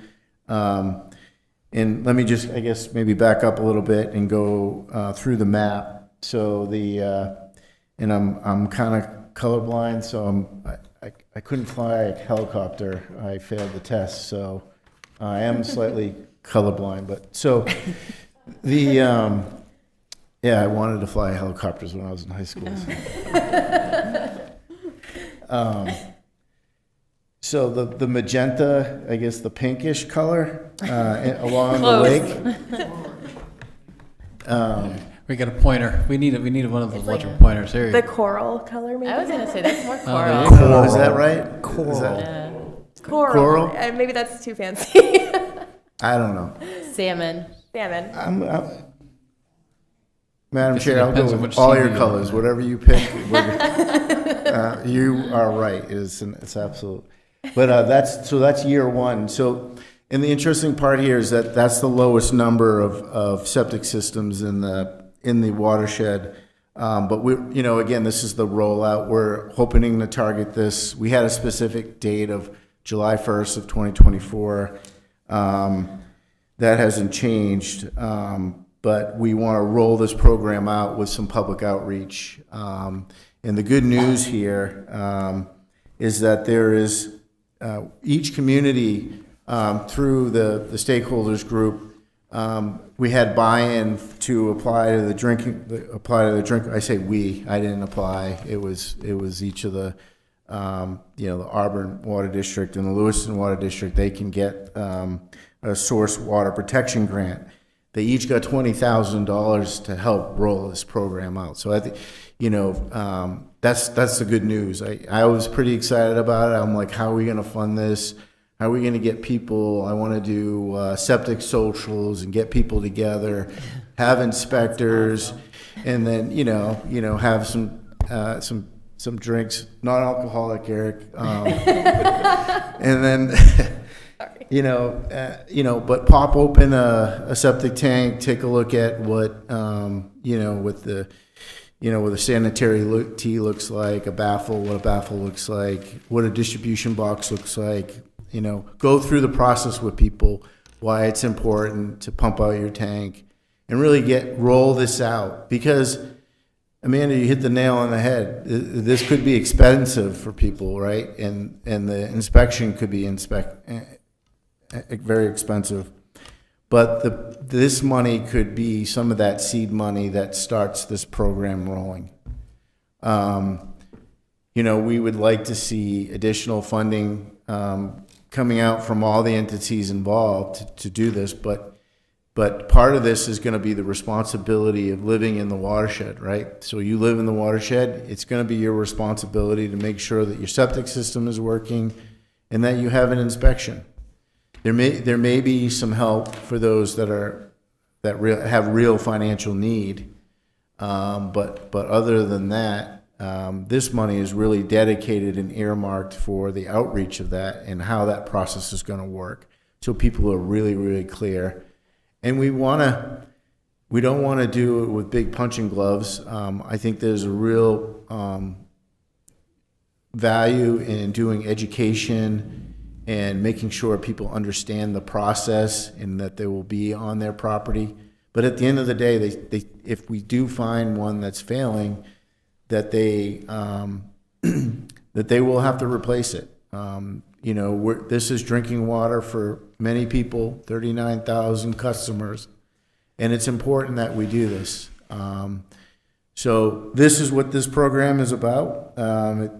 The other colors are the subsequent years. The area 2 is the kind of the orangey color. So that's year 2. And then year 3 is I think it's, color that is. This purple color, I think, is year 3. Yeah, the purplish color, is that right? Yeah. For color. And then we've got the the subsequent years on the other colors, and then which is the green, and then the kind of on the outskirts is like a lighter orange or a beige almost, but this is kind of the I'm messing up these colors big time. Who planned to let John do this part? This is awful. This is awful. We're with you. So embarrassing. You're doing amazing. But so I mean, this kind of just rolls out the process for the inspection program over a 5-year period. So I have a quick question. So I remember having this conversation when we tried diligently to change the septic designs to bring it to the 21st century. And so this was one of our recommendations. Like we had also talked about that. So obviously, personally, I'm in support of it, but to that end, this is a lot of language. Was this reviewed by legal at all? Yes. Yes, it was. Okay. And then my other question is, so if I'm looking at like the actual, so it's page 5 of 7, item number 6, the Auburn Water District. why striking out Auburn Water District? Like, why just putting in coordination with local plumbing inspector law pack? Like, what was the intent of removing the Auburn Water District? They didn't have any enforcement authority on that.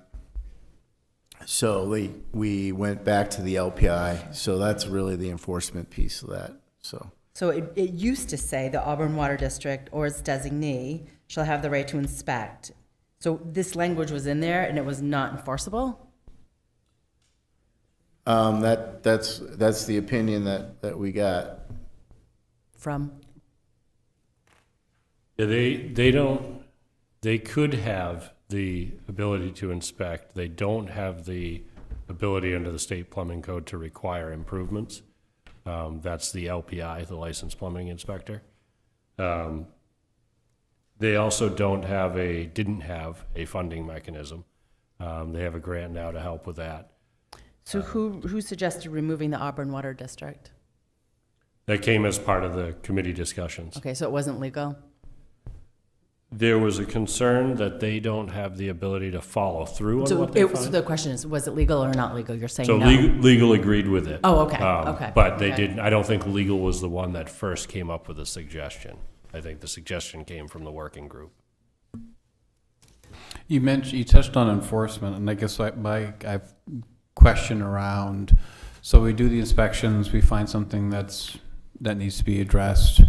Homeowner is in a situation where they don't have, it's a financial burden to address. I mean, they're not cheap, having recently done one. And I guess I'm curious as to what enforcement mechanisms does the city have, to enforce something that somebody's claiming they don't have the financial wherewithal to actually address. I didn't see anything about enforcement in here, so just curious as to what's there.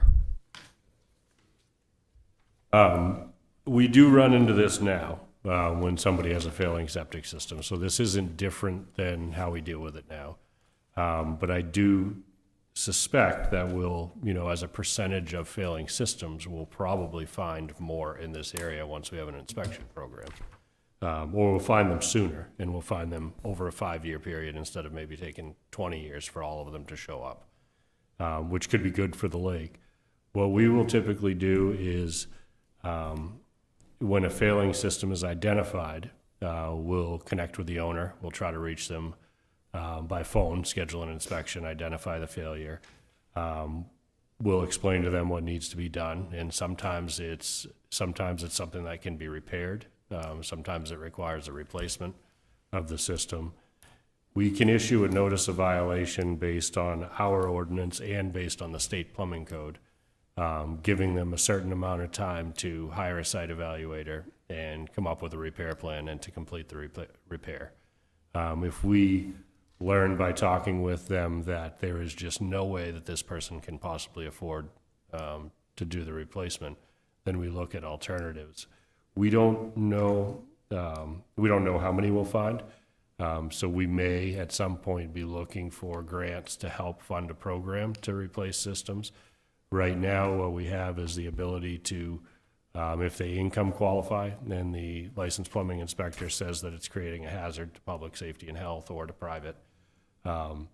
Then we look at CDBG funds to see if they qualify for any of those emergency loan programs. If they don't, and this has been used only on rare occasion, we can, with the approval of the manager's office as well as potentially city council, depending on the amount, we can use dangerous buildings fund to repair something that is an imminent health hazard.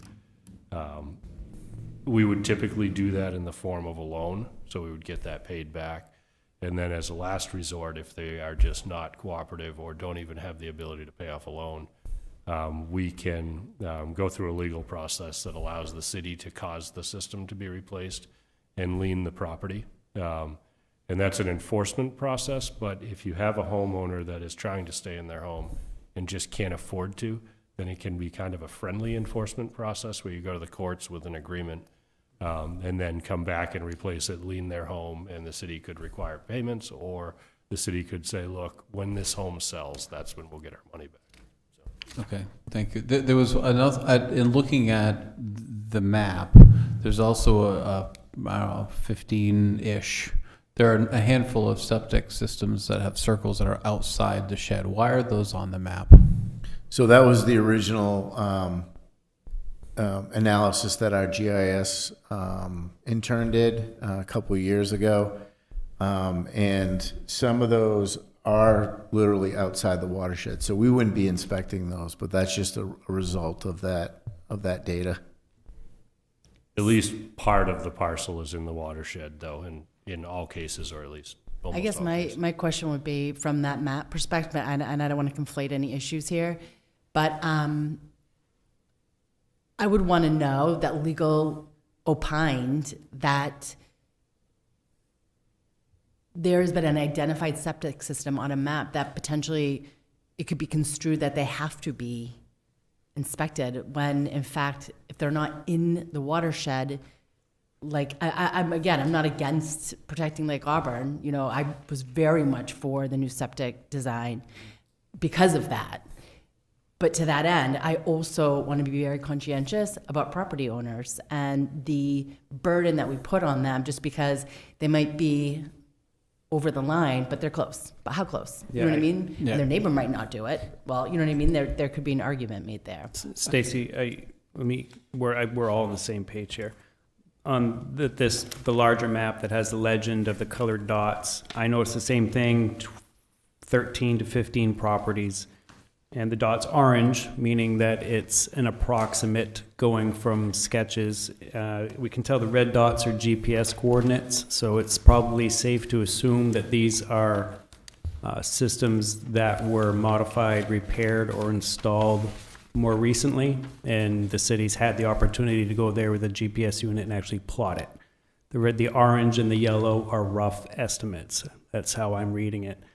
And going at that, exactly what Dave and Stacy were bringing up, I think for clarity for me, for anyone who's watching or listening or here today, am I correct in hearing you that, yes, your property is within this blue or this orange or this yellow, but come to find out when the septic system is actually physically located in these questionable areas, if the system is outside of these colors, the property owner will not be held to these standards. Is that correct? That's correct. Where is that written? So all of these standards only apply within the Lake Auburn watershed. We mapped the approximate location of systems if part of the parcel was in the watershed. So I think in those cases, we would confirm the location of the system to make sure we have it accurate.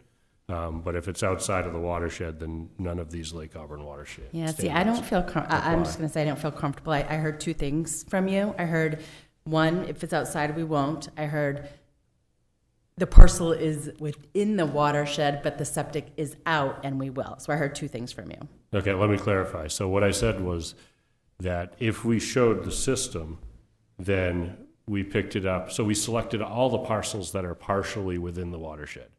And then we looked for septic systems. And you've got on one that's those parcels. way outlying. This one, I don't even know. It's partly within the watershed is why it was picked up. So that one, I would, more than guess that when we get out there, we would find that it is not in the watershed and would not be subject to these standards. But we do want to. And would be subject to the standards. It would not be subject to the Okay. standard if it's not in the watershed. So then can we Some of them remove- are close and they're not exact locations, they're approximate. For those, we want to confirm, are they in or are they out? And if they're in, they're subject to the standards. Nothing in here says that somebody is subject to these standards outside of the watershed. Can you point me to the language which states that if your parcel is in the watershed, Can but I- your septic is not? Go ahead. Sure. So the language before didn't say this. There was law packers designee shall have the right to inspect all private subsurface wastewater disposal systems in the Lake Auburn watershed overlay district every 5 years. The time that the property sold, whenever the time frame. All private, okay. And then, so we're adding that the building or the dwelling unit is in the Lake Auburn Watershed Overlay District. So it's not necessarily the lot, but if the building or the dwelling unit is within the Lake Auburn watershed, then the septic system would be inspected. And So the septic I would guess, be outside of it. so I guess this is a good workshop. This is a good conversation. So the board can decide that we want to make sure that it's just, if the subsurface, we can make a recommendation that it's just the subsurface wastewater system. In this particular case, the language is clear that the building or the dwelling unit in the Lake Auburn watershed would have to be inspected.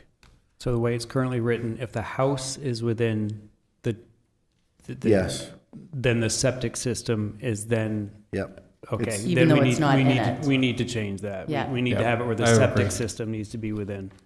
Well, isn't there a pipe from the house to the septic system? And then if that's failing, then wouldn't that contribute to the septic system failing? Why'd you go and say that?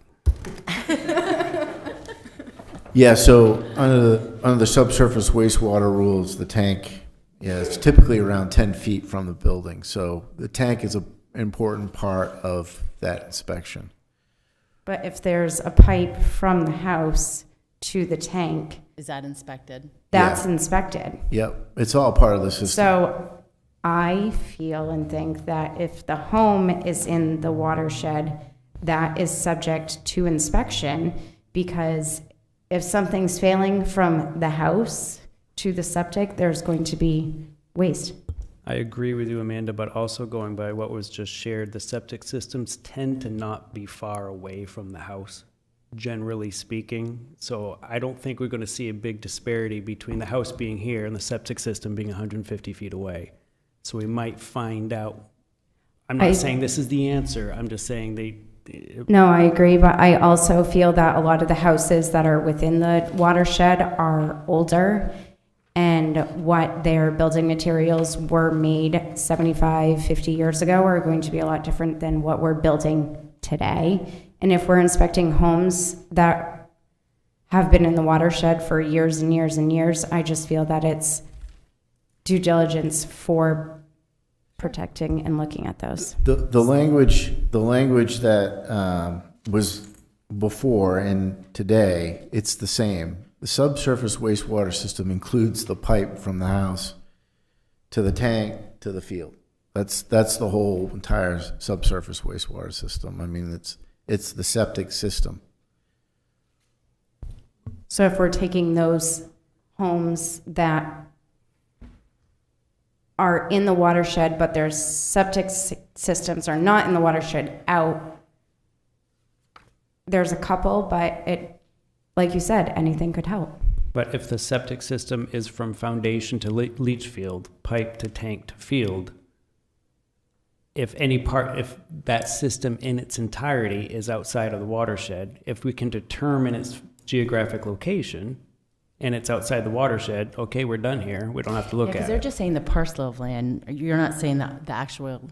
No, he said I think the dwelling unit, correct? The dwelling, it's each building or dwelling unit in the Lake Auburn Watershed Overlay District not served by public sewer shall have their private subsurface wastewater disposal system inspected to ensure continued compliance with a section in the latest version of the Maine subsurface wastewater disposal rules. Unless it's verified that the system is outside the watershed. In order for the system to be out, the house would also have to be out. Right. Which I'm sure probably does occur. I mean, this isn't an all-encompassing thing, but I mean, I don't think, anyway, but I think we're all saying the same thing. There's going to be variances of it, but. And there is a difference between inspection and enforcement. If you have an inspection, then you're going to determine where the failure is. If it's outside of the watershed, then there's no way that the city can enforce. Is that true? If We there's- can do Yes. that now. Yeah, So- that is true.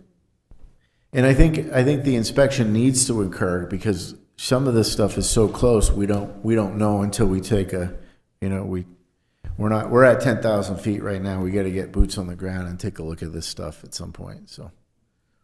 We can fix a failure now. What this does is gives us a baseline of how prevalent are failures in the watershed, really, with I the guess at the inspection end, I'd just program. like to see the verbiage allow for the systems, if they're outside the watershed, to not be mandatory inspection. Yeah, I mean, so this is a workshop, right? So that's a consideration going back to city council, right? I mean, because basically, you know, The system being as defined from the dwelling to the end of the system. If it's found that the system, any portion or the entirety of the system is outside the watershed, then it is not subject to the inspection requirements. Yeah, I guess it is possible that the house could be on the line and the pipe coming out is out of the watershed, but very unusual. But part of Understood. the house is Right, in- I see what you And mean. I understand that, but I'm just saying, I think we need to be also cognizant of property owners too.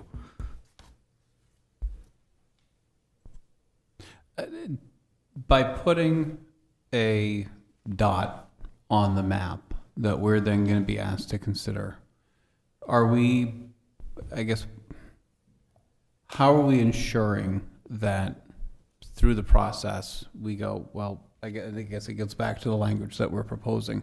By putting in that language that we're proposing, when you got out to that yellow dot on the north side, that's way out there. yeah, that's You know, shocking. you're gonna be like, well, that's where we think it is, and yep, that's where it is. So because it's not in the watershed, then are we updating this to remove those circles sort of as they get done and as we go through the 5-year process? Yes, yep. It's on that, in that form, the 240 form, that it asks for specific coordinates. So can you help me also understand any new, I'm on page 7 of 7 on the staff packet here. Can you help me understand any new or expanded building structure, blah, blah, blah, not less than, they struck out 75, 100 feet inland? Can you help me understand that? That's the last slide, right? Okay. You going Oh, all the am I way to the jumping last the gun? slide? You going to the shoreland zoning thing? All right, I did. I'm sorry. It's okay. I do have a question on some of the language we're on now, if I could get that out before the last slide. So on page 5 of 7, we already talked about where we crossed out the Auburn Water District. Section 6. So I don't know if I'm just not reading this correctly, but it says in coordination with the local plumbing inspector, LawPEC. Is it local plumbing inspector or LawPEC, or is LawPEC the local plumbing inspector? That language isn't making very much sense to me.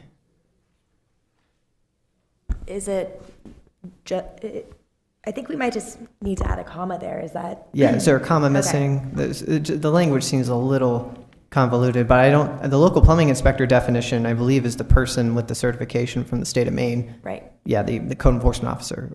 Yeah, but that just seems, I don't know what it's trying to say. Is it saying local plumbing inspector or LawPEC, or local plumbing inspector, LawPEC, or their designee, or its designee? Just a little bit of work on that, whatever you intended it to mean. What the working group intended it to be. It wasn't staff intended it to be. Yeah. We can correct that. Yep. That's good. I just have a question. It may not pertain to this, but if somebody's septic system will fail, is there information for like a name and phone number of different groups that they can contact that will provide services? Will we offer that to residents so they have that on hand? Yeah, I think that's part of the outreach piece, that we're going to put that information together. We may even, I say we, again, it's the districts that have the money, but we're hoping that we work with them, but they may hire somebody to put a packet together, a consultant or something like that. Because staffing is pretty limited. But yeah, I think that would be something that we would want to address in that outreach piece. Right. I just think the biggest thing is education, communication with residents that are in the watershed. Just because if somebody goes knocking at their door, they may not be like open to it. So just communication throughout the 5 years is, I think, very important. especially for some of those homes that have been there for years and years and years and have had the same families living it for years and years. If something has gone unseen for 20 years, they may just think it's normal. So I think when things start to fail and they're told it fails, it may not be taken well. But I think this is amazing, so good job. Do you want to go on to the next slide, Catherine? We've got the number of units in a year. These. Yep. Actually, real quick, and in looking at, and maybe when we actually get further in and we go over it, I noticed that, like, for number, let's say, page 407, there's, instead of just saying all private subsurface wastewater disposal systems, we're now saying all new first use, expanded, or replacement. Why, what's excluded by adding the additional language that all private subsurface doesn't cover? I don't understand why we've now called out specific things where before we actually said all. I would actually think that that actually is more inclusive by saying all and not calling out new first use, expanded, or replacement. You know, that was a comment back from the stakeholders group. You know, we thought that language added some clarity. We had our legal review it, and they didn't. I guess all is all to me. Yeah. I agree with So Dave. I would, if they were, And what does first use mean? Yeah, so I guys that, used it once. I think and the I'm done. distinction is that, so you're talking about number 4, all new first use. Well, Yeah, 4/3. Or replacement. 4/3, 5, now 4. Yeah. Like, there's a couple of instances here. I guess I don't see for me, all is all. I don't need clarification on what all means. All is all. I agree. I think I know the answer to that. And hear me out. It's first use is like new construction, but if you didn't put that language in there, if you just said all, I think that would imply that everyone who has an existing system that's not malfunctioning now has to replace their system up to the newest standards. Whereas if you say first use, expanded, or replacement, it's when you have a new one, an expanded one, such as adding bedrooms, or a replacement system, it now has to meet these standards. So it kind of clarifies the language. I don't think one would assume that every single person, once this is put into effect, has to go up to the newest standards immediately, but it does. That's where my brain goes, and that's why I think the language is there. And to just kind of piggyback off of that, a number of folks who have come into the office to talk about the changes because they received a letter, that's been a question that they've had. Does that mean that I need to replace my septic system, whether or not it's failing? So I do think that language is meant to kind of clarify that for property owners. So the purple that's struck is existing language that we're proposing to remove, correct? Correct. Okay, so it did say all private subsurface wastewater disposal systems, replacement or new. So I guess we're just saying, we're just moving some language around? Well, it added expanded, We which had expanded. is if you're Right. like adding on to your house and Should you're it be failure And failing too? as well. And the term new, the way that we used it, didn't match how the state plumbing code refers to it, so new first use is consistent with how the state plumbing code refers to it. Should it also say failing? All new, expanded, or replaced or failing private? So replacement covers failing. If we have a failure, we can order its replacement, and we can make sure that the replacement meets the new standard. Is the way that it was drafted. And our attorney was comfortable that worked. Were there any changes that This the is attorney hope- wanted done after the review? Or was it just, or like, what changes did they ask for based on the original recommendation? Just to go back, I'm sorry to cut you off, but Okay, sure. just to go back on that comment, this is design standards. This isn't if a failing, this is assuming that a design has to be done.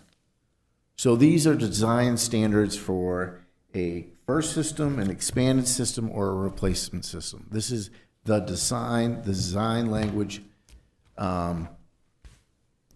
guidance for a design. We're not identifying a failing system. We're not identifying, any of those things. We're defining that a design, and the design for a first, expanded, or replaced, that's when this language takes into place. And then the replacement or new is not inclusive enough. And again, as Eric said, it does not reference it. That's not the language that the subsurface wastewater rules uses under Chapter 241. So that's the reason why we did that. That was some of the language that I actually worked on some of that, but that's the reason why that's there. Just to clarify. Yeah, that. and I can sense your frustration, and I understand, but I'm in agreement with Dave that if it was already in there and it seemed to be covering well, then It didn't meet the standards of the state. okay, we hear you now. Yep. But I don't think he's wrong for asking the question, though. Nope, not at all.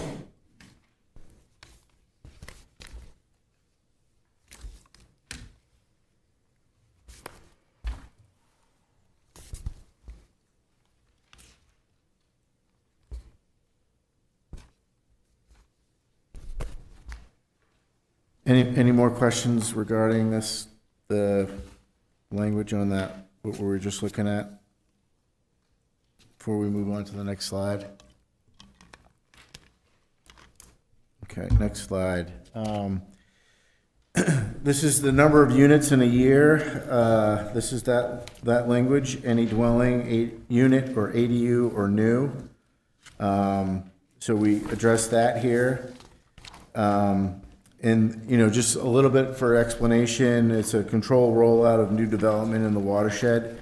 There's some language in here that basically directs city staff to, report back to the planning board. We report back to you on the number of units constructed.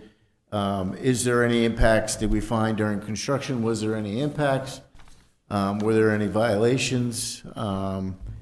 It's just a way to systematically report back to the planning board. And then just to add this, we did an analysis for the last 5 years. In the last 5 years, the number of new units that were built was 1. So we're averaging about 0.20 per year. So this was a number that was driven out of the group, the stakeholders group, to really make sure that we didn't get a blast of construction that was, they wanted to be the first one in before, say, if a rule changed or if something changed, they felt the real urgency. This was a way that we could monitor the lake, monitor the construction, monitor the development, and still allow for more flexibility. This allows, in my opinion, for more flexibility because we're adding the term ADU in here. We've dropped before we had ADUs, we didn't allow those, and now we're allowing them. So it does add a little bit more flexibility in that sense, but it's more of a controlled rollout. And I'm happy to answer any questions from the board. What plans, for anybody that's in the water district that's looking to the watershed, that's looking to either build new or an ADU or whatever, what plans do they have to come to the city with already? Phosphorus, like what can you describe what already is in place for those safeguards? Yeah, and that did come up out of the stakeholders group, and that's actually something that I told Eric that I was going to do, and I haven't done it yet, but I started it. But creating a list of what's the requirement, the phosphorus control plan, you're absolutely right. The septic system to the new ordinance requirements, you're absolutely right there. The building envelope where it sits, the site plan, where is your buffers are gonna go. That's part of kind of the building plan and the phosphorus requirements. And then the actual design of the building itself. So all those items need to be addressed in the submission of this. And none of that has changed. We do want to work, this is kind of part of that public outreach. We do want to work on making that very forward-looking and having some checklist developed for developing in the watershed. So we're working towards that. It's questions that we get over and over again. And all of those are in place in order to help protect the water and have those safeguards in place in order to make sure we've got all those I's dotted and T's crossed, correct? That's correct. So because we have all of those things in place, I don't see the need to, especially given the fact that we had one in the last 5 years. I don't see it as a staff burden by having one. I do not agree with 8, and I see no need for throttling development when we have those safeguards in place that are designed to say we're going to allow growth in these areas with if you check all the boxes and you've got all those things approved, I see no reason why you shouldn't be able to build. Certainly in watching the councilors go through all of their workshops and trying to figure out their budget and everything else, clearly growth and, we've set up the protections and the standards in order to protect the water. And unless there's reason for them to not, we built them to be protective, right? So I don't see a need to let the system be anything other than what it is.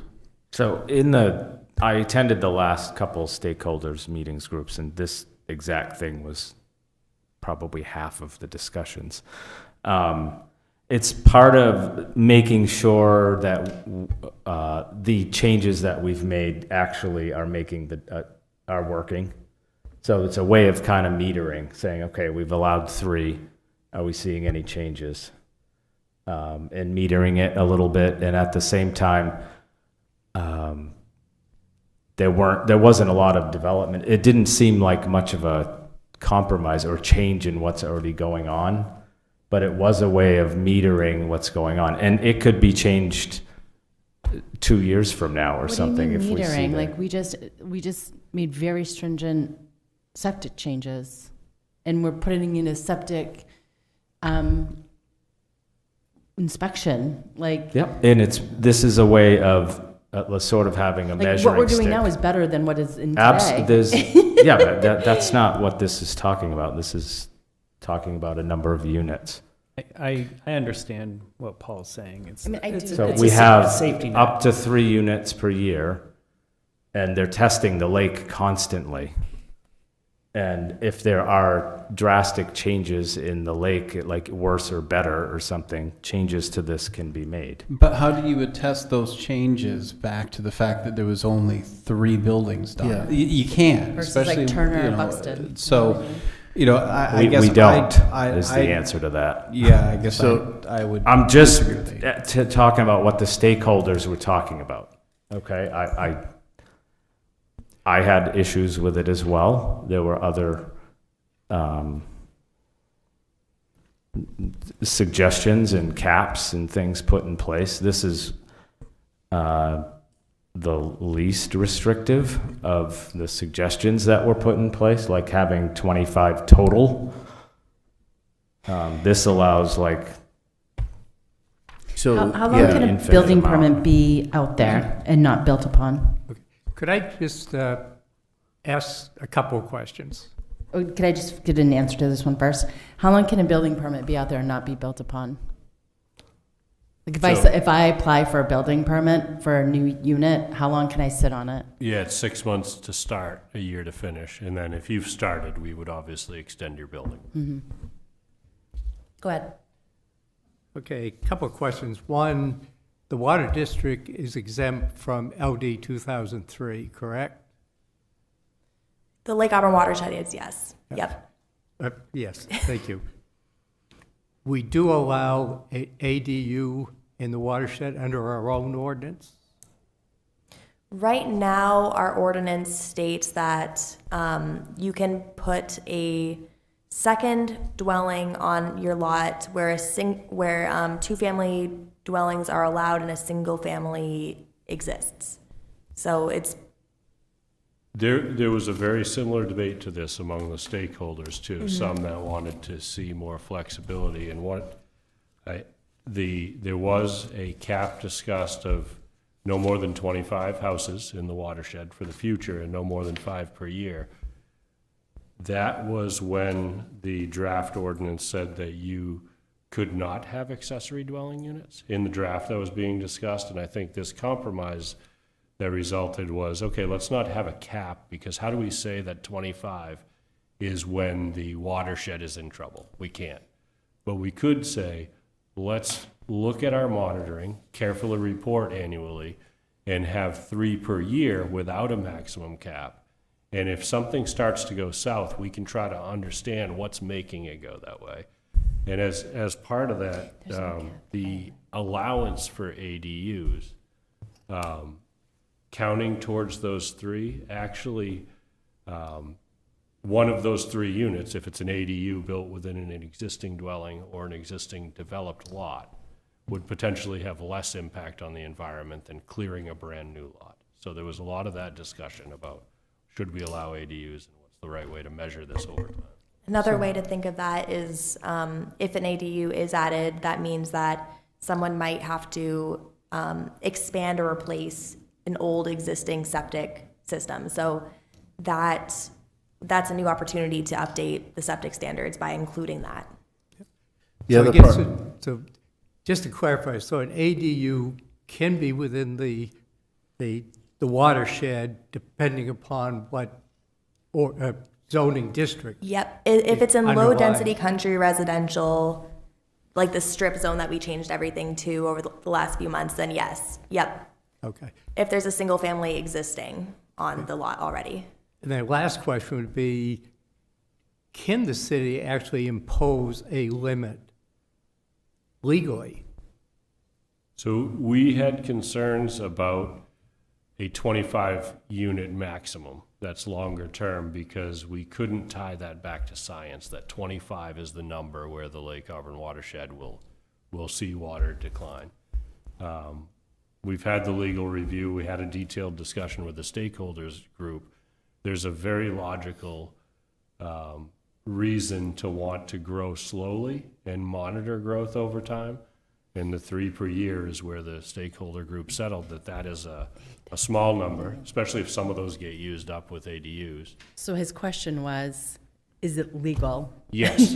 Okay. But we were concerned that the 25 cap might not be. Okay. But the 3 per year is a very logical way to grow slowly. Is and enforceable. monitor. Because you said the concern with the 25 was that you couldn't base it on science, that was a good number. How do you base 3 on science? I would think you'd have the same problem. Why not 4? Why not 5? So Why not 2? and there's no magic to that number, but I think the science base is that a slow release, which is actually like 15 times faster than what we've been seeing anyways, so it's not likely to limit people's ability to build in the watershed, but a slow release of 3 per year gives us the ability to look at all the water quality monitoring of the tributaries that are coming in relation to permits, and of the lake.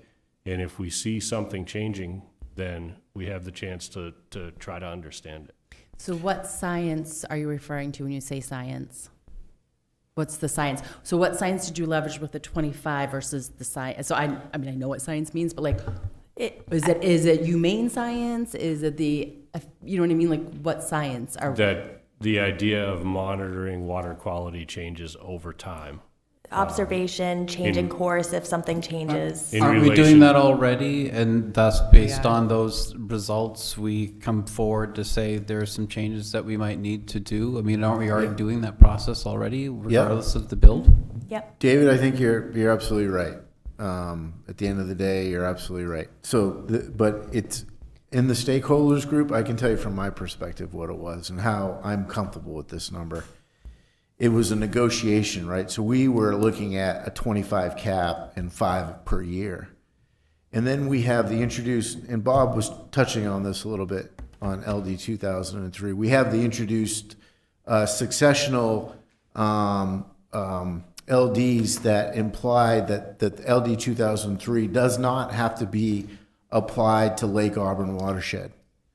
And for me, this is a concession for the 325 homes that could potentially be forever homes in this watershed. We talk a lot about property rights and what people can That's do. exactly where I'm going too. In that, so this allows that opportunity for all 325 of those people, if they want to, No. everybody So, knows. Like, people could do it. Right, it'd take 100 years to get Yeah. there, right? Yeah. Yeah, Is that right? but we know that the math is that there's only going to be, less than 1 per year, right? That's what we're seeing as a trend. But there's Because the of the potential. septic systems that were in place at the time didn't allow for the buildable units. And now that we changed it was very painful because we changed the septic system. It then allowed for more buildable lots.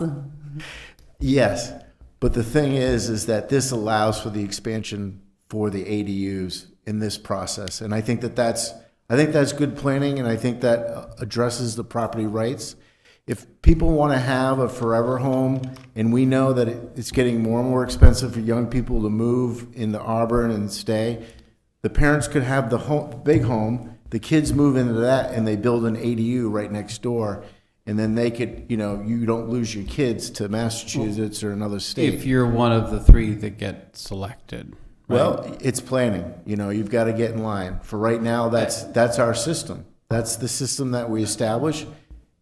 The board can make a recommendation to 5 or 6 or 7. And there's currently none, right? What's that? There's no cap on building. There's no cap, and we've had 1 in 5 years. But there's no cap, but there's the potential of no ADUs in the watershed. And I think this was a good concession. And we could lose those 325 in this conversation with council. I'm just laying that out there. Can I put this out there? I think everyone knows I'm all for personal rights, totally. That being said, I think wisdom is also a very good course. And I think that this 3 per year, maybe we should cap the number of years, let some testing occur. I personally agree with the 3 per year because I think it's wise that we are introducing development in the watershed. Let's make sure we haven't missed something. Let's make sure something doesn't go awry. It's the path of wisdom, and more often than not, being wise is, retrospectively in my life, I should have used wisdom much more often. And I think it's a path of wisdom, and for me personally, I think it's the right choice. And part of that wisdom is this is one of the few things that we can actually control. I'm not necessarily defending it. I'm just saying that the other side of the coin of this is we can't control what's going on north of us at this time. So this is something, if there is either a negative or positive change, a number for now that we can use to say, hey, we can do more because we're seeing reductions in that, or we can do less because it is what we can control, and see if that works. I guess that I'm looking to potentially say, Tim, I liked your idea about capping it and saying, okay, we'll do 3 a year for the first 3 years, see where we're going, assuming that we allow ADUs. Because honestly, I think we'd have enough history to say, okay, well, did it take off? Maybe we still only have 1 and in the 3 years. And the fact that we allowed ADUs wasn't a really big, incentive. But just limiting it there at 3 forever means that while we had 300 potential lots, which we allowed for, we now are saying, well, some of you are going to just have to wait for your 2nd or 3rd generation in order to decide you want to build on it. Yep. And it also limits a transfer, because if I had land that I was thinking of selling, the value of that potentially, great, I could sell it, but if there's already Yeah. 3 people this year, and I don't know, is there a waiting list for the next year or the year after? Like, how does that get managed? First in, first out, so January 2nd, everybody's jumping on and saying, if I want it, I better get in? I guess I don't see how it works. Yeah, and we'll report back to you annually on the extent and effect of construction of new dwelling units. So the extent is, how many.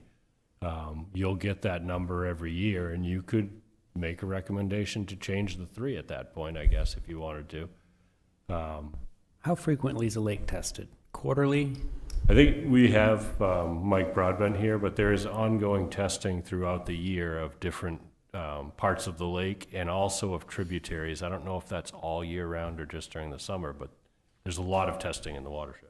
Would it be reasonable to add verbiage that if and when construction does occur within the watershed, that testing in those immediate areas increase to watch for issues before they might go downstream? We're planning to use their data, but they could focus their collection in areas where we see development, I suppose. We could ask them about that. Thank you.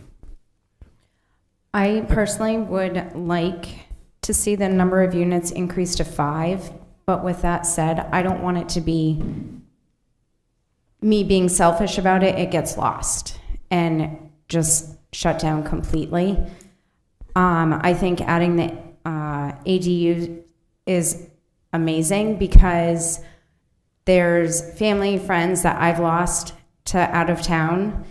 And if they could come back and live in this amazing city, an amazing community where they would raise their families in the city, I think it would be great. And having that opportunity, I think has just not been so high.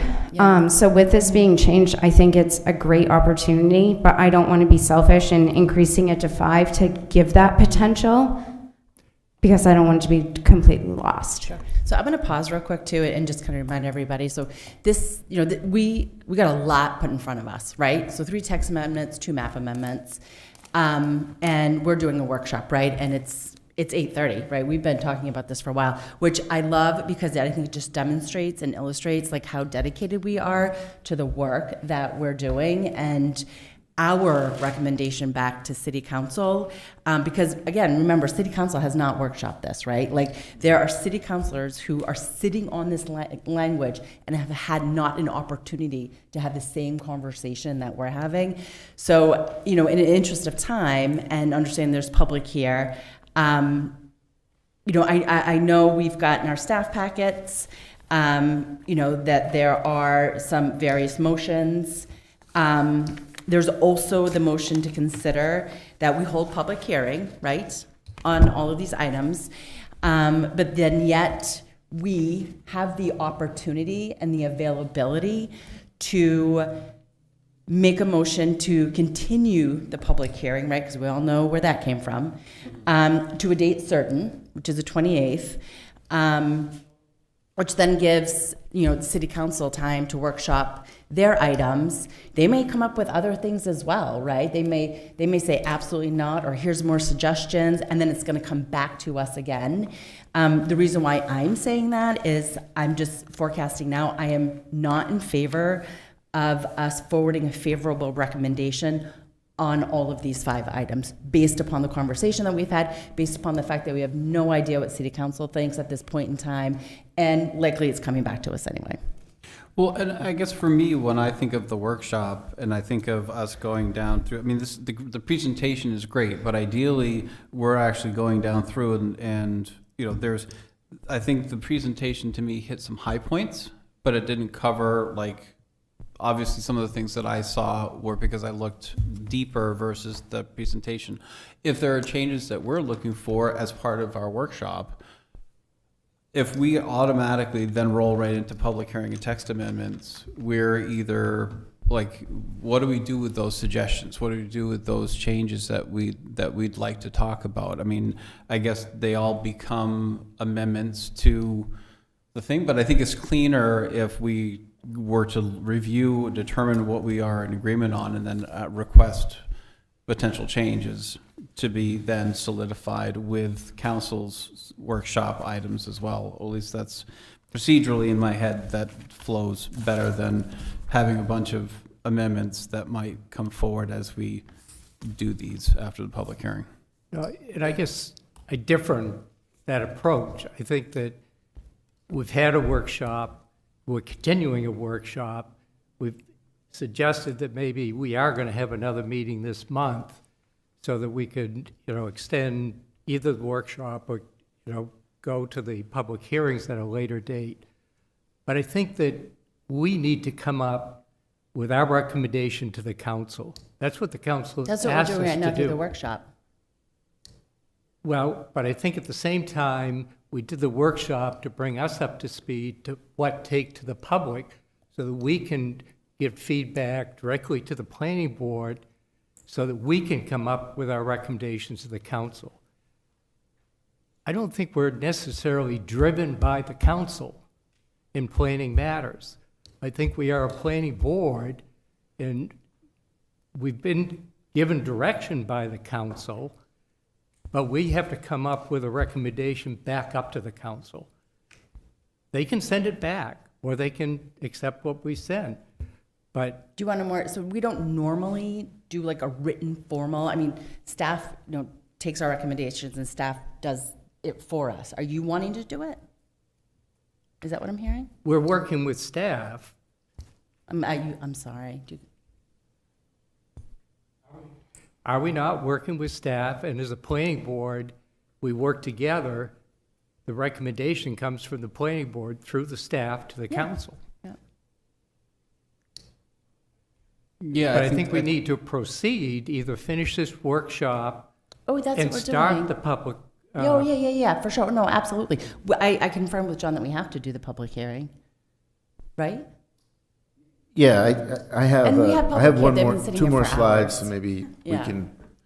we Yeah. can make a decision on what we want to do. Mm-hmm. And the last slide is kind of lays out some of the discussion that you guys are having right now.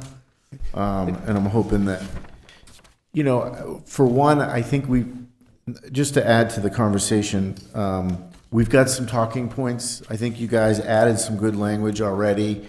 I think that would be shared in our next meeting as an update. If we continued the public hearing, we would add that language for clarification.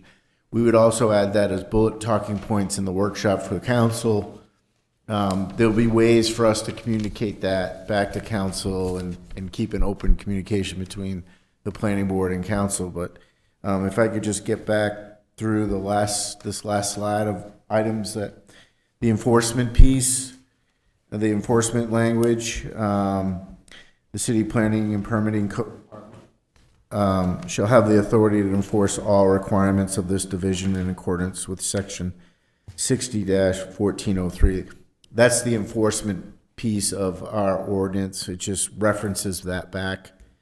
And then lastly, the 75 feet is, again, is the old language back to 1995 when the setback was only 75 feet for new structures.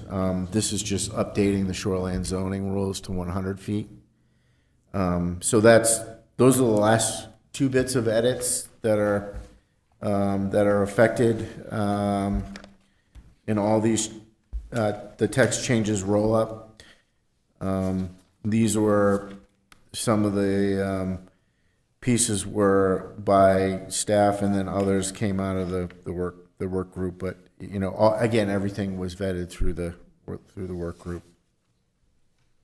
Any comments on that, or feedback on the enforcement piece, or the updating the setbacks to align with shoreline zoning? No, and I guess I thank you for making those updates, and I guess to get back to an earlier question, for me, seeing that there are, when I look at these changes, I look at those that are have been requested because there's new state statute, there are new enhancements, there are things that need to be updated in order around phosphorus and different things, the 75 to 100, to make us in line with those things. And then I see a subsection of the recommendations that are more out of the working group, that are potentially more subjective and potentially, I'd like to think that they're based on science and that there's a purpose and an intention behind them. And I guess that's why I like the idea of understanding where did it come from, because those things that came from state statute and everything else, I don't have issues with. When I start to look at things like 3 houses or 3 buildable lots, that becomes a little more of a subjective area. I focus more on, okay, well, how does that help? Does it not help? Versus something that, hey, we're out of alignment with state statute, so therefore we should make these updates. So that's why I like to understand where these things come from. And I'll say, definitely understand that. That makes a lot of sense. I think we're in a little bit of a unique position here because, as we've talked about several times over the last several months, we're one of the rare communities that has a waiver from filtration. So it's interesting because as part of this working group, the staff and members of the working group kind of combed over other watershed plans like the Quabbin Reservoir, for example, and other ordinances in towns where with the drinking water source, and really they don't go, a lot of them don't seem to, we haven't been able to find many examples of ordinances specifically dealing with a drinking water source. So we're a little bit leading the pack here in some ways. So I do think that we should definitely think about what is helpful, what's not helpful, and but yeah, a lot of this is new because.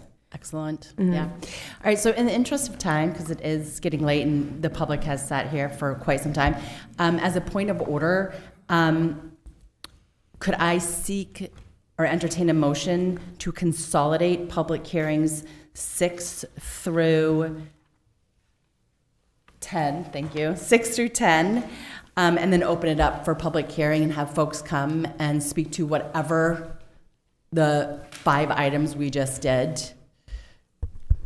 I would oppose that. I think that was done earlier, and I think it led to a lot of confusion.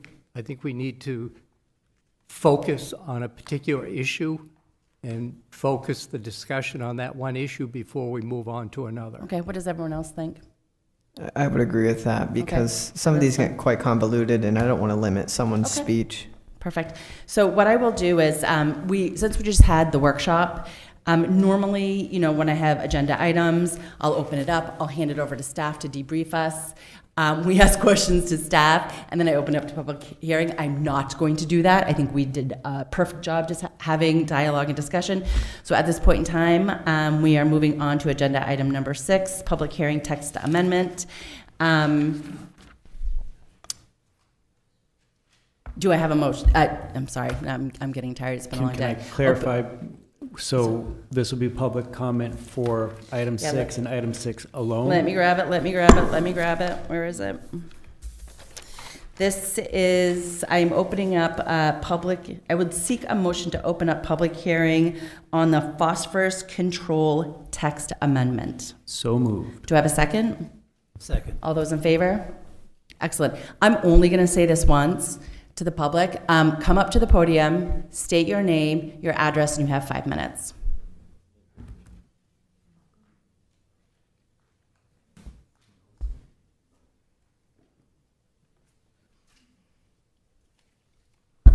My name's Jay Bishop. I live on Lakeshore Drive, 901.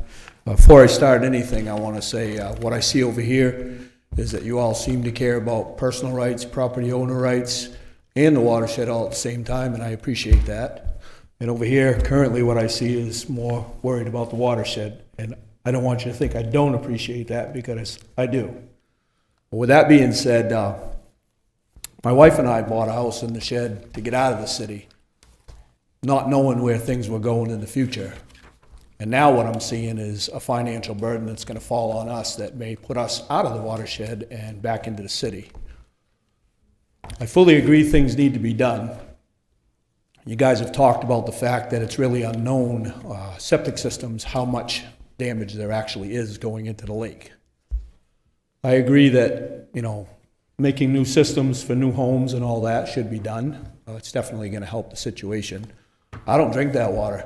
I'm on a well, and who knows what I'm getting in my well. I have it tested myself just so that I know that I'm not drinking anything poison. In fact, I have another system because of high arsenic levels myself. With that being said, besides the septic systems, you got a lot of other problems around that lake that would actually help this. And you guys have talked about it also. And they call them buffers. And if you take a good slow drive down Lakeshore Drive, those buffers are gone. More and more people are going up by that lake, and they're parking and they're fishing and they're sitting there and enjoying the sunsets. In fact, I take a walk every now and then and see it myself, but every time somebody parks there, they park a little bit closer to the lake, they park a little closer to the lake, they park a little closer to the lake. Next you know, there's no more buffer. Well, without a buffer, what do you have? Everything's going right into the lake. On top of that, behind where I live, and I know Eric knows about this because we've talked a couple of times, there was a logging company that just went up there and did some clear cutting.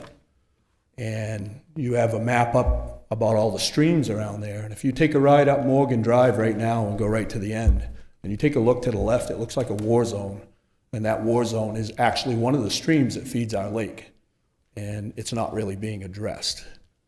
So on top of all of the problems with supposedly lakes, septic systems, you got buffers, you got, things that are happening around that lake that should be addressed. In the end, what I'm seeing here is the financial burden is going to fall on the homeowner. The homeowners that bought, like when I bought, which is only 8 years ago, and had my septic system tested and had everything else tested and inspected before I bought this house. I don't want you to take it wrong. If I have a problem with my septic system, I got to deal with it. And if you guys have new ordinances, I got to follow them, and I know that. But I don't want to feel like I'm being forced into a financial situation. I'm 58 years old and thinking about retirement. And if my retirement goes into my septic system, where am I going to be besides homeless? And there's plenty of that. So I hope you take in consideration everything that's been talked about by them and by anybody in the public, and make a real good decision that's going to benefit everybody, not just the lake. Thank you for your time. Anyone else like to come forward and talk about the phosphorus control text amendment?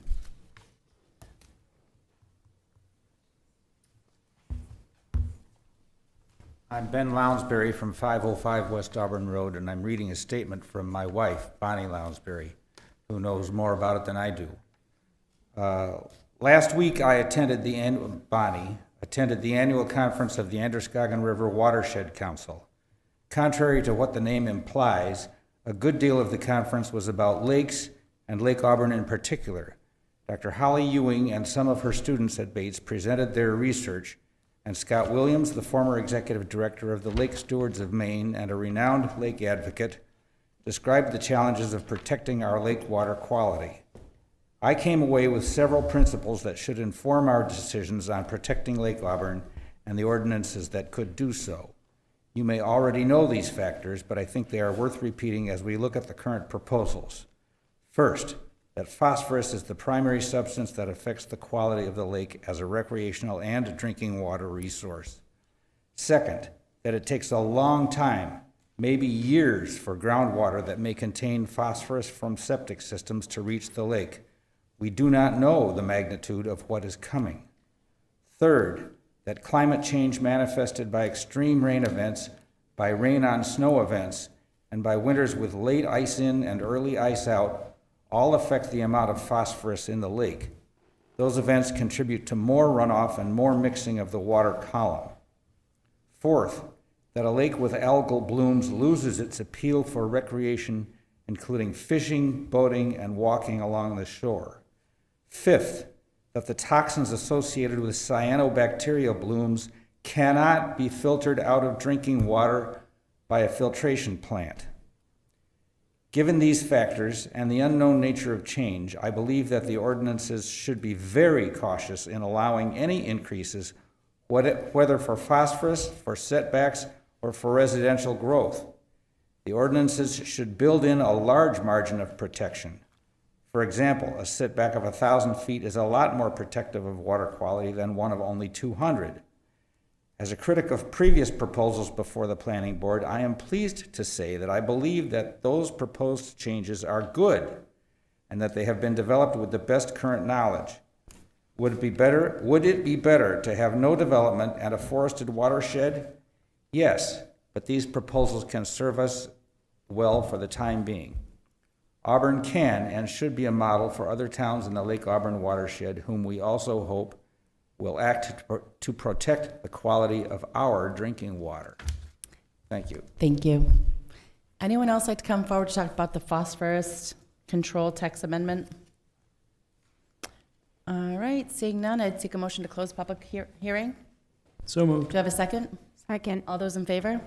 Okay, excellent. I heard no questions from the public, so at this point in time, we have to make a motion on the planning board's action, staff recommendations of the phosphorus control. So in your packets, you will see that there are two suggested motions. One is to send back a favorable recommendation that we are completely fine with the phosphorus control. Can you hear me? The phosphorus control text, or option F, potential motion, make a motion to leave public hearing open so we can continue the dialogue around the phosphorus control text. And that's all we're talking about right now.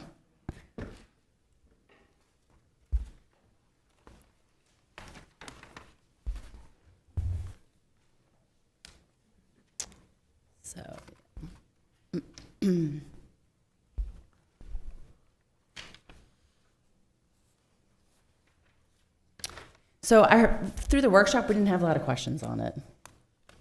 Yeah, I'm pretty comfortable pushing this one forward, so. Make a motion. Yeah, I make a motion to forward a favorable recommendation to City Council to amend text to Chapter 60, Article 2, General Provisions, Division 2, Phosphorus Control, Section 60-1065 and Section 60-1069. Do you have a second? Second. Do we have any discussion of the motion? All right, seeing none, all those in favor? All those opposed? All right, motion carries. All right, moving on to the next agenda item, and that is item number 7, public hearing text amendment. Again, this is just for a text amendment around low-density country residential. It is a text amendment. So again, come to the podium. I make a motion to open up public comment. So moved. Do I have a second? Second. All those in favor? Excellent. Okay, so the public can come forward to talk about the low-density country residential.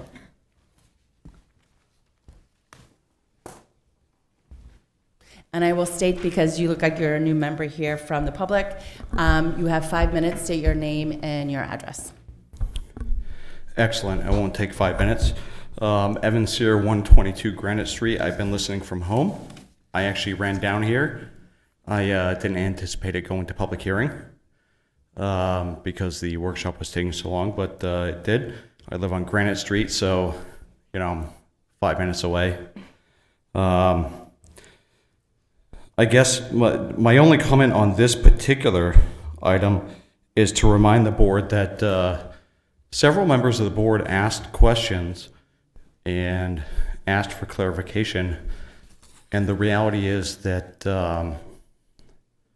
the board received information through legal counsel via the mayor that you can vote yes or no.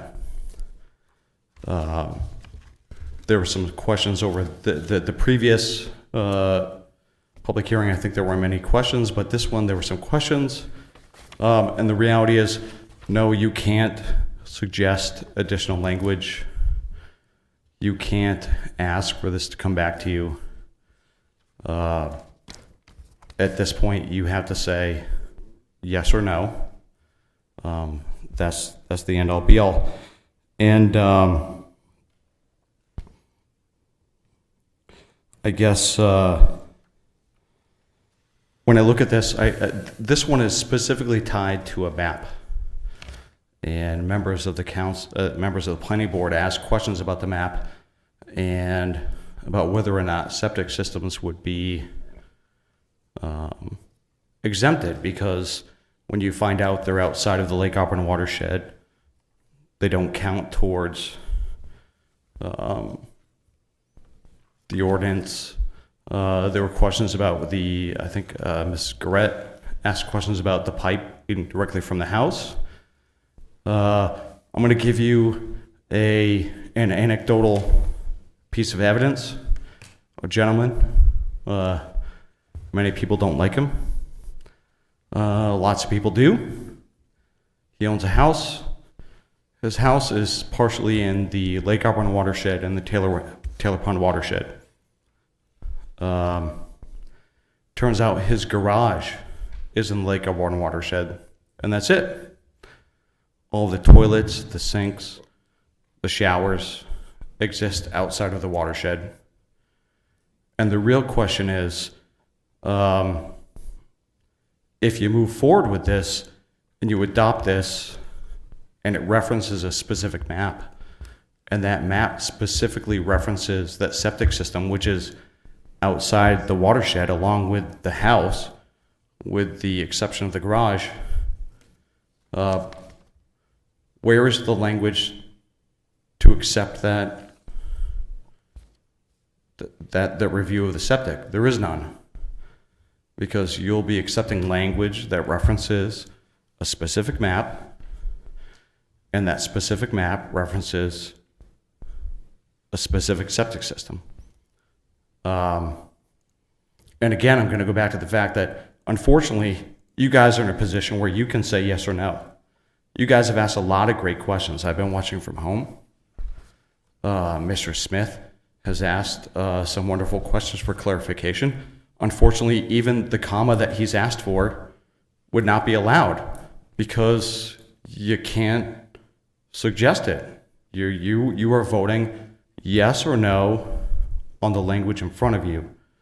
And I'd love to say table it, talk about it another time, but unfortunately the reality is that that also means you're just going to have to accept the language at another time. So I guess I'm here just to say that this specific language references a map. The map has septic systems outside of the watershed. I think, unfortunately, this is a function of a process that went too fast. There were not workshops that should have happened. There were not questions that should have happened that could have amended the language. And you guys are in the unenviable spot of having to say yes, knowing that you'll affect people outside of the watershed, or no, knowing that the council will most likely vote it in anyway, or table it, knowing that you'll have to say yes or no at a later time. So I apologize. I have no solutions to provide you. Thank you. Your time is up. Thank you. All right. Anyone else from the public who would like to come forward to talk about item B, text amendment?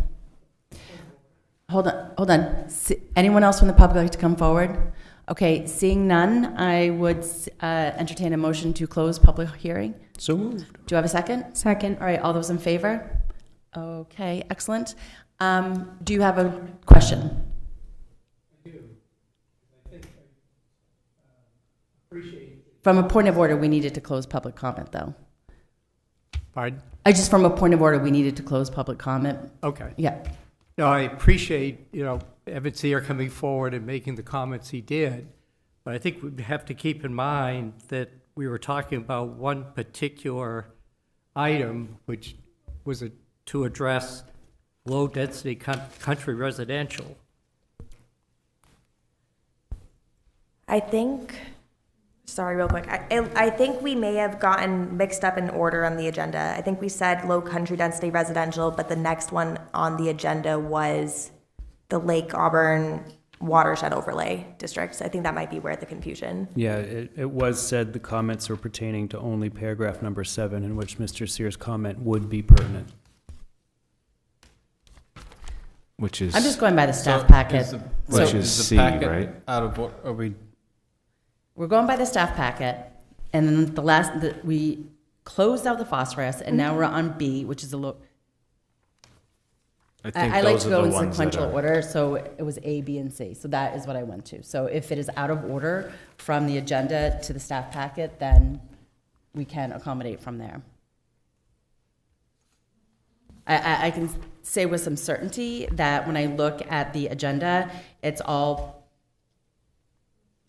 not entirely clear, right? So I went from the staff packet. So that was the public hearing on that. So so tell me, what is it related to for the agenda item then?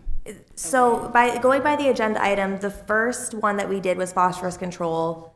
So that was number 6. Number 7 is City Council initiated a text amendment on the Lake Auburn Watershed Overlay District. So Chapter 60, Article 12, Division 4. So just to orient folks to the packet, these are all dealing with obviously. So then, number 7 is pertaining to what letter in the staff packet?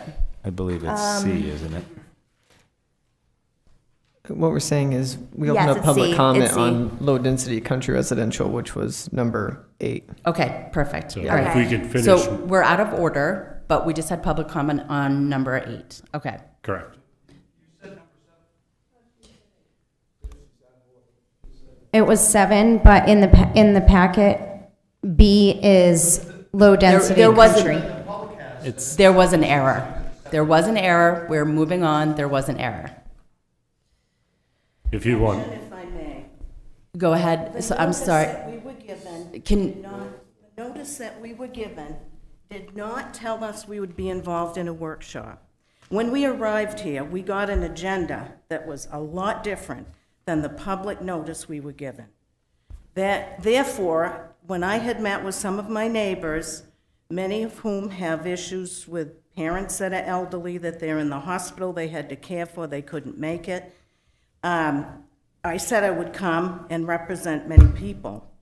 And I feel that it's been very unfairly treated to be given a notice like this and to be given an agenda like this, and to go through a long meeting that we were not advised would include these agenda items. I can understand. Yep. So to get back on track, yeah, I was just going to suggest if there is, you could offer, because we went out of order, we did number 8 before number 7. If you wanted to be absolutely safe on process, if there's anybody else here that wants to comment on the low-density country residential district, you could offer that. okay. So, and that is 8, right? Is that what you're saying? Correct, Okay. number 8 on the agenda. So just reopen up public comment to talk about, If you wanted to be absolutely sure that nobody will be able to afterwards come back and say, Okay. we didn't realize that's what you were talking about. I think you were very clear in the description that that's what you were talking about, but yes, it was a number versus a letter, so yes. If everyone's fine with that, I will I seek a motion to open up public comment to review item number 8, which is a low-density country residential. so moved. Second. All those in favor? Excellent. All right, anyone from the public like to come forward? How can we make comments on text we don't really have? We weren't really informed about. How can we seriously make comments on that? The other thing, what I observe, I've been in the pollution control business for 30 years. We're reviewing 2 pollutants, nitrogen and phosphorus. We're not looking at the effect of erosion of all these new systems. We don't have plans for that. We're not looking for the other sources of pollutants. And that is a serious thing. It's a very serious thing. So how comprehensive is the testing that the water groups are doing. Do we have access to it? Lewiston's is on their websites. Do we have information on ours? I mean, the public, I feel, is really getting a ramrod. We're not a dictatorship. And that's what we have to consider. Don't even right now. Evans here, 122 Granite Street. May I ask a clarifying question now that we're on topic 8? Am I fair to understand that topic 8 on the agenda that I'm looking at is the piece that allows for, that defines 3 units per year?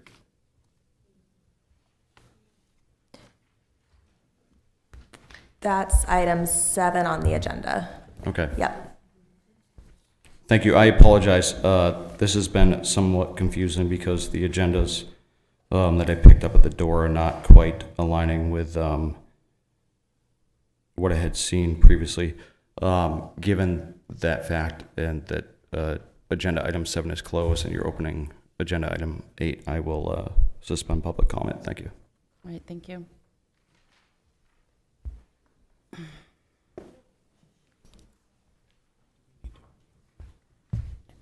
Figure it out. So, go ahead. Stephen Beal, 575 Johnson Road. Do I understand that as a result of this sequence of events, that the public comment period, which was introduced with respect to low-density country residential verbally, but by the erroneous paragraph reference, has now been completed, and that the paragraph that was numbered 7 on the agenda with respect to the septic system design and inspections has effectively been All right, so you're talking overridden? about process, but if you would like to, at this point in time, there was an error. We're all going to recognize that, right? There was an error. What we're all trying to do our best at this point in time is to rectify it and move on, right? Well, We've got 5 more minutes And before I'm it's 9 asking, the o'clock. question I'm asking is, have you moved past and beyond the item that relates to, by words, the septic system design and the inspection program? So currently, we have 8 open, which I'm being told, because I'm moving on the fly at this point in time, is related to B, which is the low country residential. So that is what I'm being told. So that is, unless staff can correct me, that is what we're talking about. No, and I think that correctly describes the error, and what I suggested is that you, as you did, reopen low-density country, number 8, to make sure that somebody didn't confuse that previously, and they still had a chance to speak, and then go back to number 7 and hold a public hearing. Yes, I will do that. on That number is 7. my question. Have we gone beyond what is correctly Sure. number 7? Would you like to talk or about the not? text amendment for low country residential? No, Okay. now with the clarification, I'll reserve comment. Okay. Anyone else like to come forward? Okay, seeing none, I'd entertain a motion to close public comment. For item 8, so moved. I'm sorry? For item 8, correct? Yes. So moved. Second. All right, all those in favor? All right, excellent. So for point of order as well, we are heading up towards 9 o'clock. So this is the last item we'll be discussing. And then at that point in time, we have to seek a motion to either continue past 9 o'clock, which we can do, and then to a time indefinite or a time certain, and then also review the additional items if we want to move them as well. So to that end, just to recalibrate everybody, we are on item number 8 on the agenda, which is associated with letter B in the staff packet. And you will find that there is a suggested motion, again, that they provided, and/or the ability to leave public hearing open to a date certain of in the future.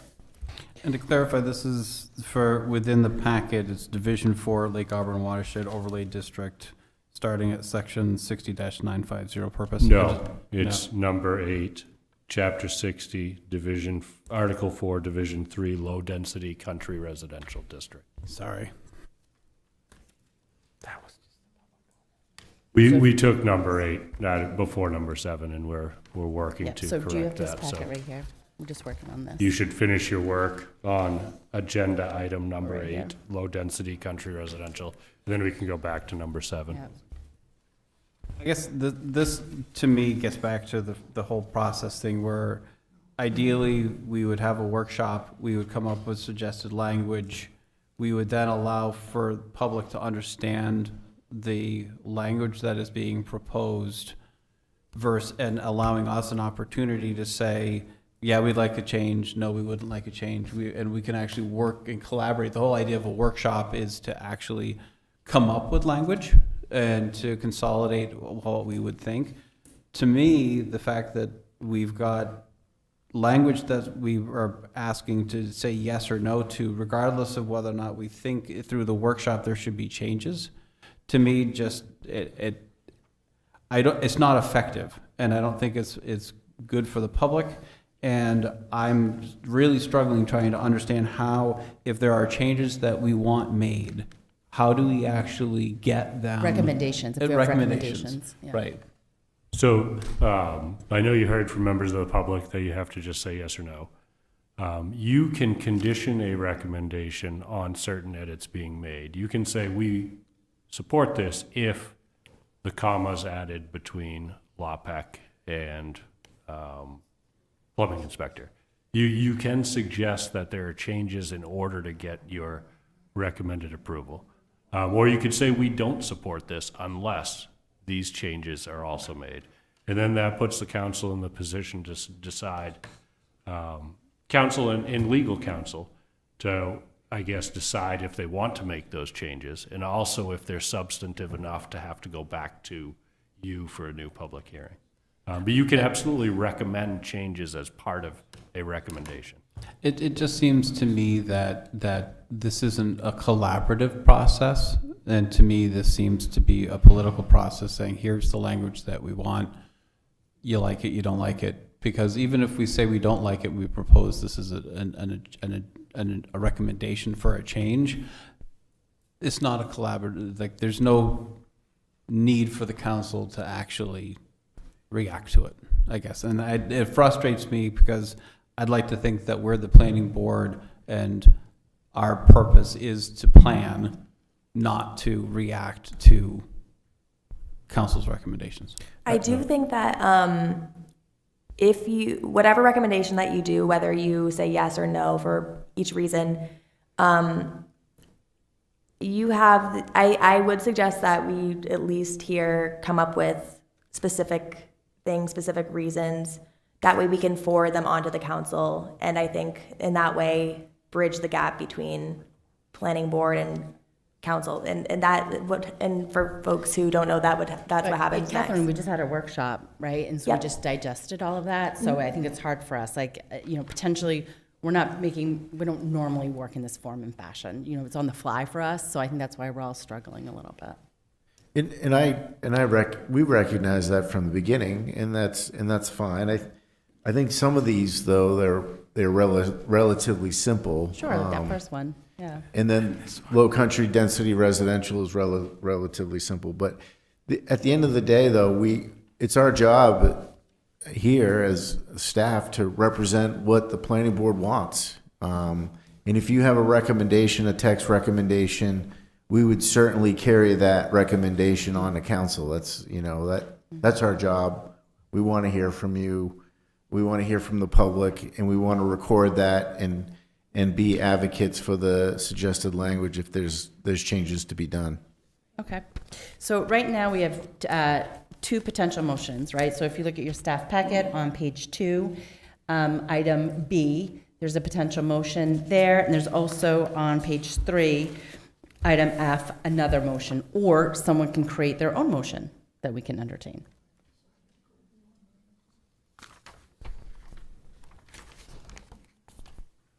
I make a motion to forward a favorable recommendation to City Council to amend text to Chapter 60, Article 2, General Provisions, Division 3, Low Country Density Residential, Section 60-202. Do you have a second?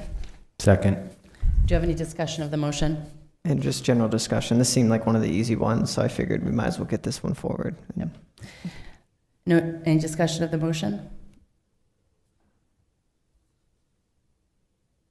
So just to be clear, this is really just limiting the setback or changing the minimum depth setback to the 25 feet or the 25%. That's Yep, correct. Just in the watershed. Mhm. Okay. All right, any more discussion of the motion? All right, seeing none, all those in favor? All those opposed? Okay, motion carries. All right, Steph, I'm going to need your help on this. We've got a lot of numbers and letters here. So I'm going to go back to the item 7, which is on, oh, no, I can't, actually. Ryan, where were you? You would have been over there for me 5 seconds ago. All right, so at this moment, I need a motion to continue past 9 o'clock. Again, to a time certain, item certain. We can postpone items as well. I will set, so anyway. And this has to be unanimous in nature, too. I make a motion to continue the meeting through completing item 10 on the planning board agenda. Do I have a second? Second. All those in favor? Okay, motion carries. Is anyone surprised about me? All right. Actually, What? I didn't. Oh, you didn't? Oh, motion fails. Okay. So at this time, we adjourn. Before you do, can I ask, Do I need to do anything formal before I adjourn? Do I have to make a formal adjournment? I think the board should make a motion to adjourn, but can we establish the meeting schedule for future hearings before you do that? Well, I guess I just want to clarify. For me, there's a significant amount left to be done, and I appreciate that and I understand that. I'm willing to continue, but not through 10. Like, I'd like to pick a time that we're going to say, hey. I meant item. So at this item point in time, agenda all I'm 10. going to say, guys, is at this Not- point in time, the motion failed. Well, I'm not going to reopen it at this point in time. We've had a lot on our plates. It's late. We've already had some missteps, let's just be honest there, right? And I want to avoid anything going further. As Dave, you noted, absolutely right, there's a lot of content here. I am going to make the decision that there was a motion and it failed and we're moving forward. And you would like to pick a date? Yes, we had emailed the board to see if we could have a workshop and a continuation of any remaining items from this agenda on the 28th of this month. We could do 1 hour workshop on public safety facilities to start that meeting. And in the interest of informing the public, we could set a timeline for that workshop so we can have people count on the Lake Auburn stuff resuming at 7 p.m. if that works. Okay, so right now, I'm not formalizing any agenda at this point in time. I recognize that you brought some agenda items forward for the date of the 28th. So you're asking us if the 28th works. It works for me. Does it work for anybody else? Does it not work for anybody? Okay, I see some heads nodding. Okay, cool. You're good for the 28th. great. And the second thing we need to do is, our normal meeting in June corresponds with an election. So we need to pick an alternate date for that meeting. We picked, Yeah, we looked decided on a date. It was June, We freshman. looked at June 4th and June 18th as So we- options. June Some 18th. board members are Yeah. unavailable on the 4th, So June 18th works for Paul and I. I will not be here on June 18. Does anyone cannot be here on June 18th? I can't be on the 4th, so that would be on Paul to take over. And he wants me to.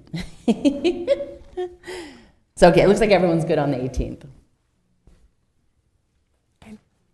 Okay, so on the 28th, we will have a public We safety. can have discussion later on the agenda items on the 28th. And my goal is to inform the public that's here that night and date and time of when the Lake Auburn discussions will resume. I don't know. Are you talking about holding public comment? Yeah. Yes, on the items that we didn't get to tonight. No, I don't feel comfortable commenting on that yet. Okay. We can talk later. Can we just? We Can we- can't inform the public later is the challenge. That's why I'm trying to do that at the meeting where we inform them to come to have that discussion. Would it be So, a continuation of So real this quick, meeting? I mean, we do, know what we can do to satisfy that, Eric? How about from an agenda item standpoint, we put public comment first. We have general public comment for people to come. That will be our first agenda item, or our second agenda item will be straight public comment, and that's when the public can come and talk about any items that they may So have. the 18th would be when you're proposing to continue public hearings on the remaining Lake Auburn items, not on the 28th. See, we basically just need to know when we need to advertise it. Yeah, If we're sure. gonna do it on the Yeah. 28th, we already, So why don't we do this? You're not sending out the notices tonight, right? So you and I can have a conversation tomorrow? No, we're informing the public that's here tonight of when that will be continued to a date And as certain. far as I know, no, I don't feel comfortable moving Okay. forward. We're talking about a meeting on the 28th. As a regular meeting or just workshop? Both. So a continuation of tonight's discussion after a workshop. and if we pick that tonight, then we can let folks know that that's when the public hearing is continuing. We'll have met the notice requirements. What is the notice requirement? 14 To go back to the days same for, where we were. yeah, it's 14 days for an abutters letter if they don't know what date it is. And it's 12 days at least for Sun Journal. So today would have been the day that we would have needed to send out that Okay, notice. so we're already past, so it's not gonna be the 28th. Well, I'm because- saying that I'm saying that if we can decide a date certain, and that's on the public record, then that would be sufficient. And I think we've lost enough of the people that were here for that item. We had asked for that to be done earlier in the meeting, but we will plan on those things being put back on the June 18th agenda. And we'll do a new public notice, and we'll just do the workshop on the 28th. I'm not comfortable with, now that a lot of people have left, that we've met that notification requirement for the 28th. So, Fair enough. thank you. We'll see you on the 28th for a public safety workshop, and do you want to have public comment on Lake Auburn items? On the 28th? Yeah, or we'll just push all of that to the public hearings on June 18th. Yes, on June 18th. Great, thank Yeah. you. All right, so at this moment, I would entertain a motion to adjourn. So moved. Do you have a second? Second. All those in favor? All right,